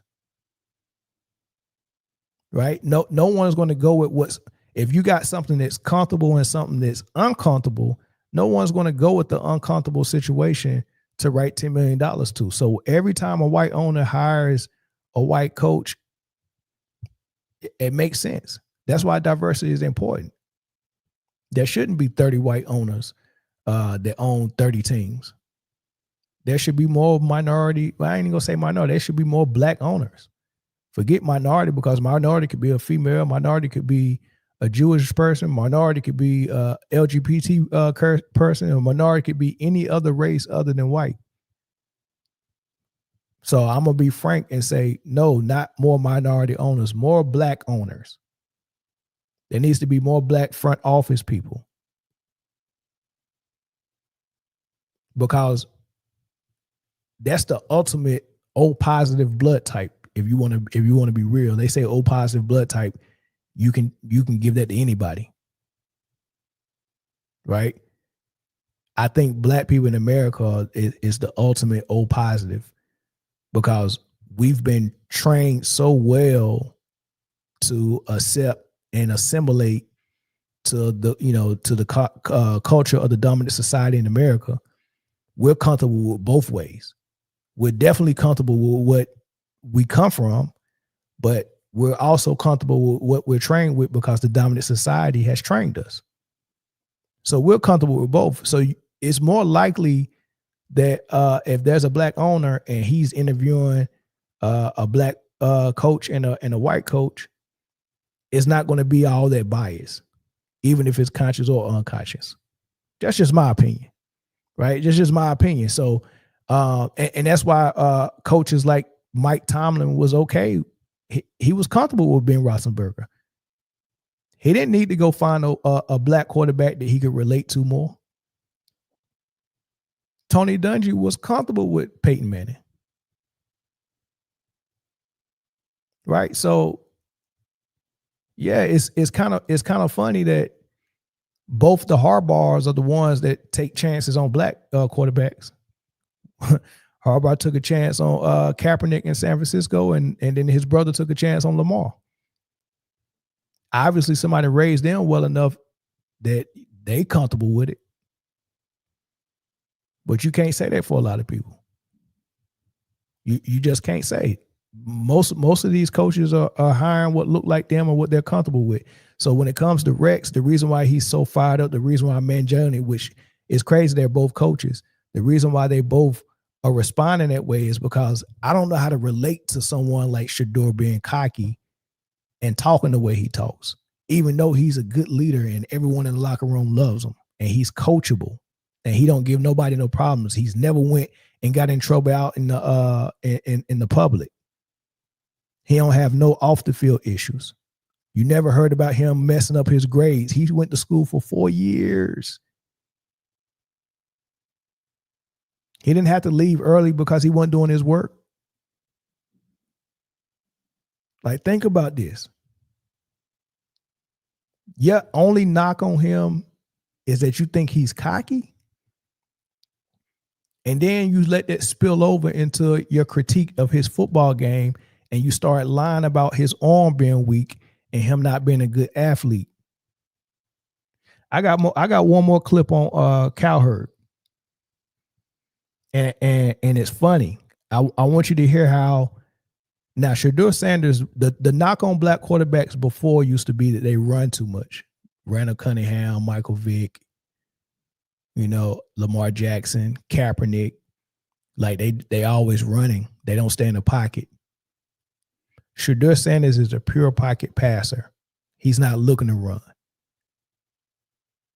So when they said that Cam Newton, those type of quarterbacks, they glorify running backs, and that's not going to work at the next level. You got to throw the ball. When they see a quarterback that's black that throws the ball, they still find some type of issue with him, and his issue is that he's cocky. So if you're not cocky, my issue is you run too much. But if you don't run too much and you stay in the pocket, then I still gonna have to find some type of issue with you. I can't be comfortable with you some type of way. Listen to the different ways that the black quarterback is making people uncomfortable. Listen to Cowherd talk about Shador. To Shador Sanders is, oh, this is fun. We got a guy. So now I think Shador's a little goofy. I like my quarterbacks to be serious and intense. He said, I think he's goofy, and I like my quarterbacks to be serious and intense. Really like Peyton Manning. I like Peyton Manning. Go figure. Go figure. You want him to act like Peyton Manning. How can he act like Peyton Manning when he was raised by Deion Sanders? He wasn't raised by Arch Manning. He was raised by primetime Deion Sanders. How can he act like Peyton Manning? Why can't you just like your quarterbacks to throw the ball well? So it's not enough for you to throw the ball well on the field. You also have to act like a white quarterback. They're not even hiding this. I like serious, intense, totally focused quarterbacks. And Shador's a little goofy. He's a little casual. I think sometimes he's a little juvenile. He feels like a kid, but I don't think you can deny that there's a different feeling when he's the quarterback of the Cleveland Browns. He said a different feeling. He don't want to go out and say what he said about Jackson Dart, though. Right? You can Google it. Listen to what he said about Jackson Dart. Just Google Colin Cowherd and Jackson Dart. When Jackson Dart won that game against Philly, oh my God, that's a franchise quarterback. Philly, you found your quarterback. That's what a franchise quarterback looks like. He's exciting, scatterboo. Like, he was talking about how exciting and how much energy, which I agree with. When they took Russell Wilson out of the game and put Jackson Dart in, and they started giving carries to Scatterboo and Jackson Dart became instant stars in New York and around the football NFL. Like they got personality. They do touchdown dances. They're exciting. They high-fiving their teammates. Everybody, like the whole team got a jolt of energy. Mind you, the Giants are 2-10. So this superstar that Jackson Dart is, he's won 2 games since he's been starting.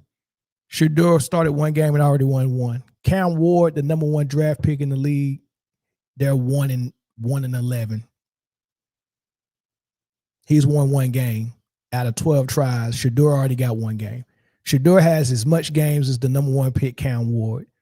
And everyone had them rated as the number 1 and number 2 quarterback. Cam Ward with number 1, Shador dropped to the 5th round. He gets in the game. He's already got 1 win. Over in Tennessee, this man got 1 win out of 12 tries. Right? So 1 win for Cam, 2 wins for Jackson Dart. But they both are superstars and Shador is not. He couldn't even give credit to Shador for being a great quarterback and saying that he's the future quarterback for the Cleveland Browns. He still think the Cleveland Browns need to get a quarterback in the draft. But just seeing Jackson Dart win 1 game against Philly, franchise quarterback, he's a superstar. That you see how he acts, you see the energy. The energy is good for Jackson Dart. The energy for Shador is just, he called him Tim Tebow. It just looks and feels differently, and that's why he should start. He should start because it looks and feels different in how bad Galen Dibber is, Dylan Gabriel is. Right? So what he said reminds me of something that was said last year by a female Hispanic host. Even catch strays from our Hispanic counterparts.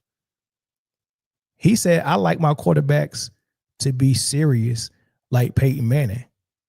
She said, I like my quarterbacks to be quarterbacky. A little goofy for my taste, but he does add something, as RG3 talked about. You don't think Lamar Jackson's the most valuable player in the National Football League? No, I don't. This is absurd. What are you talking about? Y'all are absurd. Listen, I want my quarterbacks to be quarterbacky. And to me, Lamar Jackson's just a great athlete. That was her on a Fox Radio, and that was last year when the MVP race was heating up. Year before last, and she didn't. A lot of people thought Lamar was the front runner, and she was like, "No, he can't be. Why?" She said he run too much. She said I like my quarterbacks to be quarterbacky. I did a show on that. If y'all want to go check it out, it might be titled, I think I might have titled it Quarterbacky. I call her Becky, but Quarterbacky instead of quarterbacky. She said, I like my quarterbacks to be quarterbacky. So I guess what she means is to be a pocket passer. So on one end, you got some people saying, I don't like running quarterbacks, which are mostly, historically, mostly black quarterbacks. But now you got a lot of running quarterbacks of all races now. But it's okay when Josh Allen and Jackson Dart run, remember. But you're not quarterbacky if you're Lamar Jackson and you run. So you get criticized for being a running quarterback if you're black. But Shador Sanders get criticized for being a pocket passer because he don't act like Peyton Manning.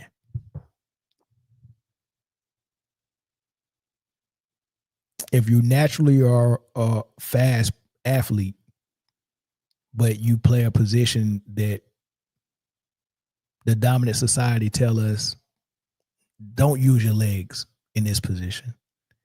Then if you're naturally or the way you was raised give you a level of cockiness, they also say, oh, now tone that down too. Just let them be who they are, dog. Just let them be who they are. Imagine if someone said, I've never heard somebody say, I don't like Peyton Manning because he don't act like Deion Sanders, or he don't act like Shador Sanders, or he don't act like Michael Vick,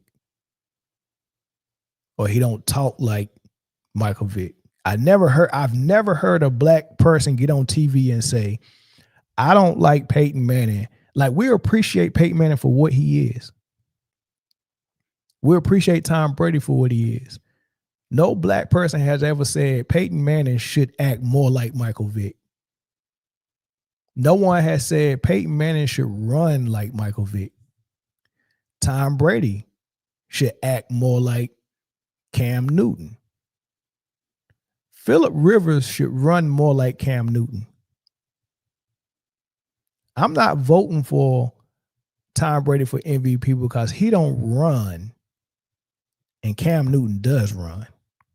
No one has ever got on national TV or any radio station as a person of color or a black person and criticize a white quarterback for not being like their black counterparts in some type of way.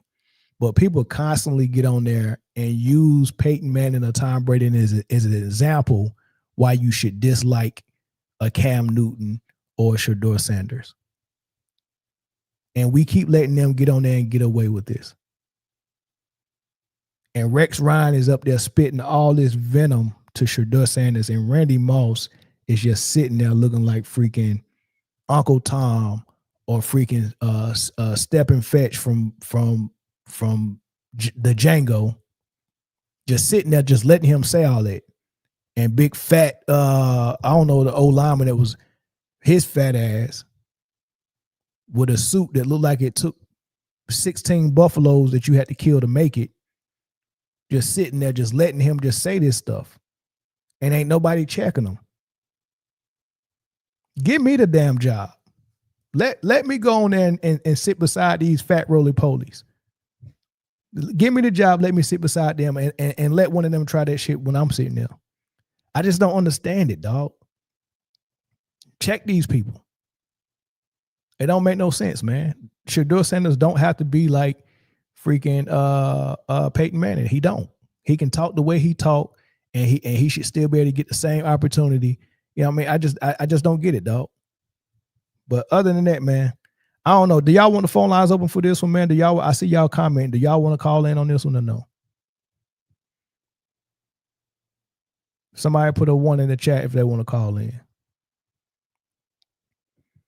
Nah, you're right, Zoe. It is sad. It's sad that all these years we still seeing the difference and how black quarterbacks are talked about. I guess I'd be dead before it stops. It'll stop if they get me on their panel, though.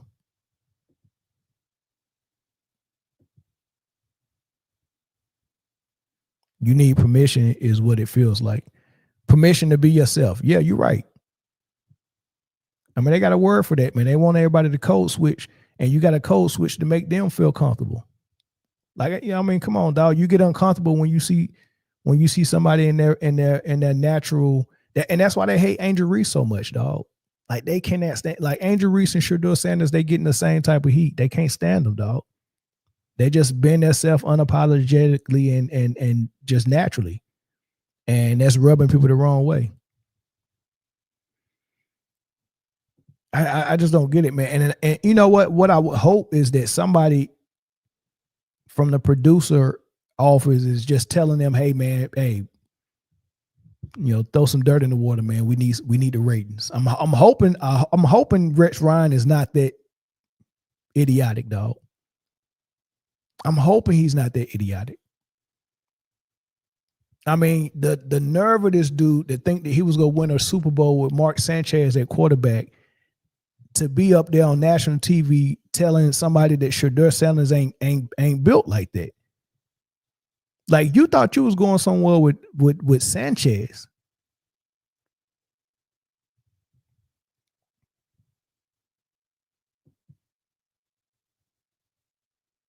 It's definitely a double standard.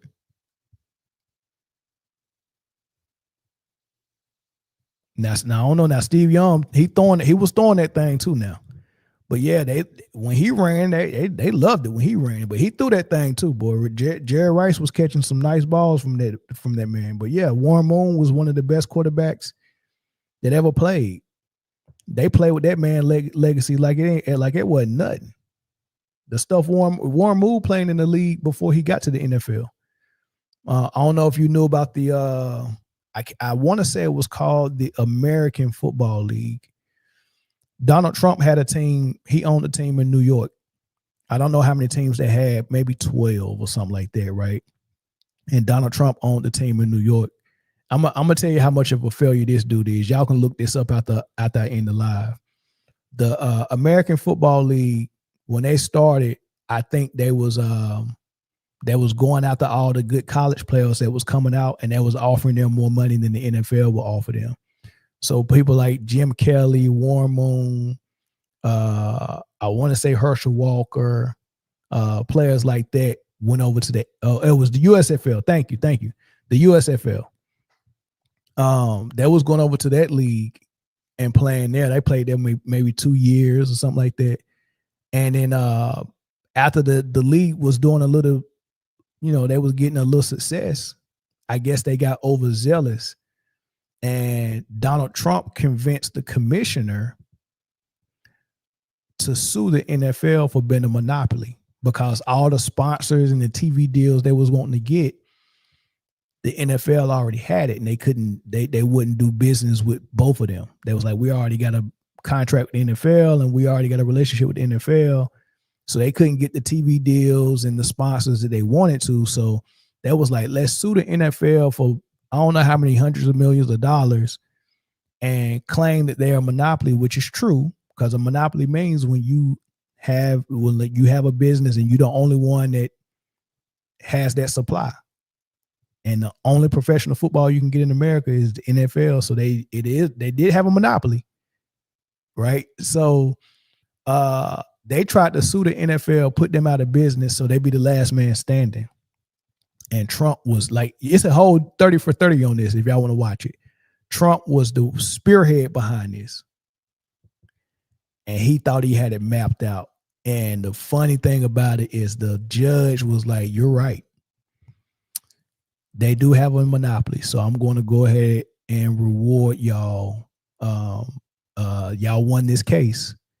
And even though y'all sued for hundreds of millions of dollars, I'm going to award you $1. So the NFL had to write the USFL a check for $1 because they had a monopoly and they lost that lawsuit. And they interviewed the commissioner of that league, and he said, I never cashed that $1 check. I still got it in my desk. And after that, the USFL was done. Like that was their last moment they tried to stay alive because they couldn't get the deals to continue to play the players. And then that's when all the other players went to the NFL. So Warren Moon killed that league too. And then when he got to the NFL, he killed the NFL too. I don't know if it was $1. It might have been $10. It wasn't no more than $10 though. It was either $1 or $10 that they awarded them in the case. Moon went to Canada. Maybe Moon went to Canada then. Or did he go to both? Yeah, but wherever Moon was at, he was killing. He was killing before he went to the NFL. But yeah, y'all should look up that documentary, that 30 for 30 on that USFL. It was pretty funny, man. Pretty funny. But yeah, that just goes to show you how everything Trump touched it started out good, and it kind of fades the black dog. That dude is the opposite of King Midas. He everything he touched turned to poo. Yeah, Moon was killing. So Moon was in Canada then. Okay, so he was in a different league. But yeah, whatever league Moon was in, he was insane. But the point is, they don't even talk about Moon like he liked that, dog. They just leave him out. I mean, if you really want to think about it, Moon is up there with Montana.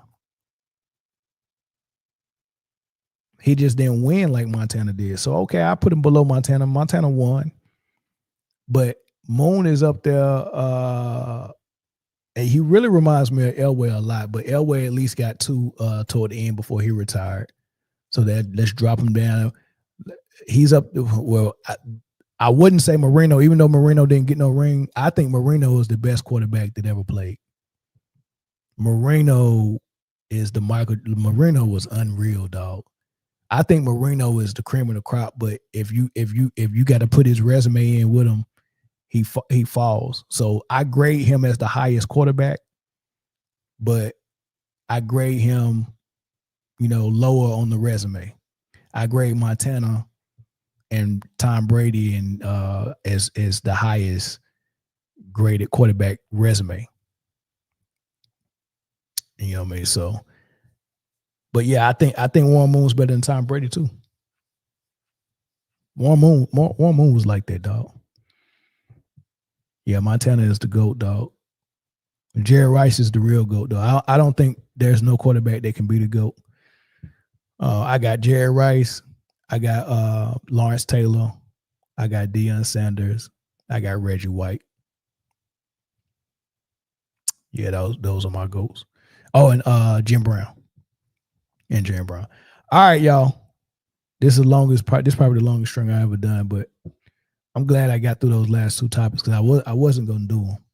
But yeah, I like my quarterback. That's crazy. All right, y'all. Catch y'all on the next one. Peace.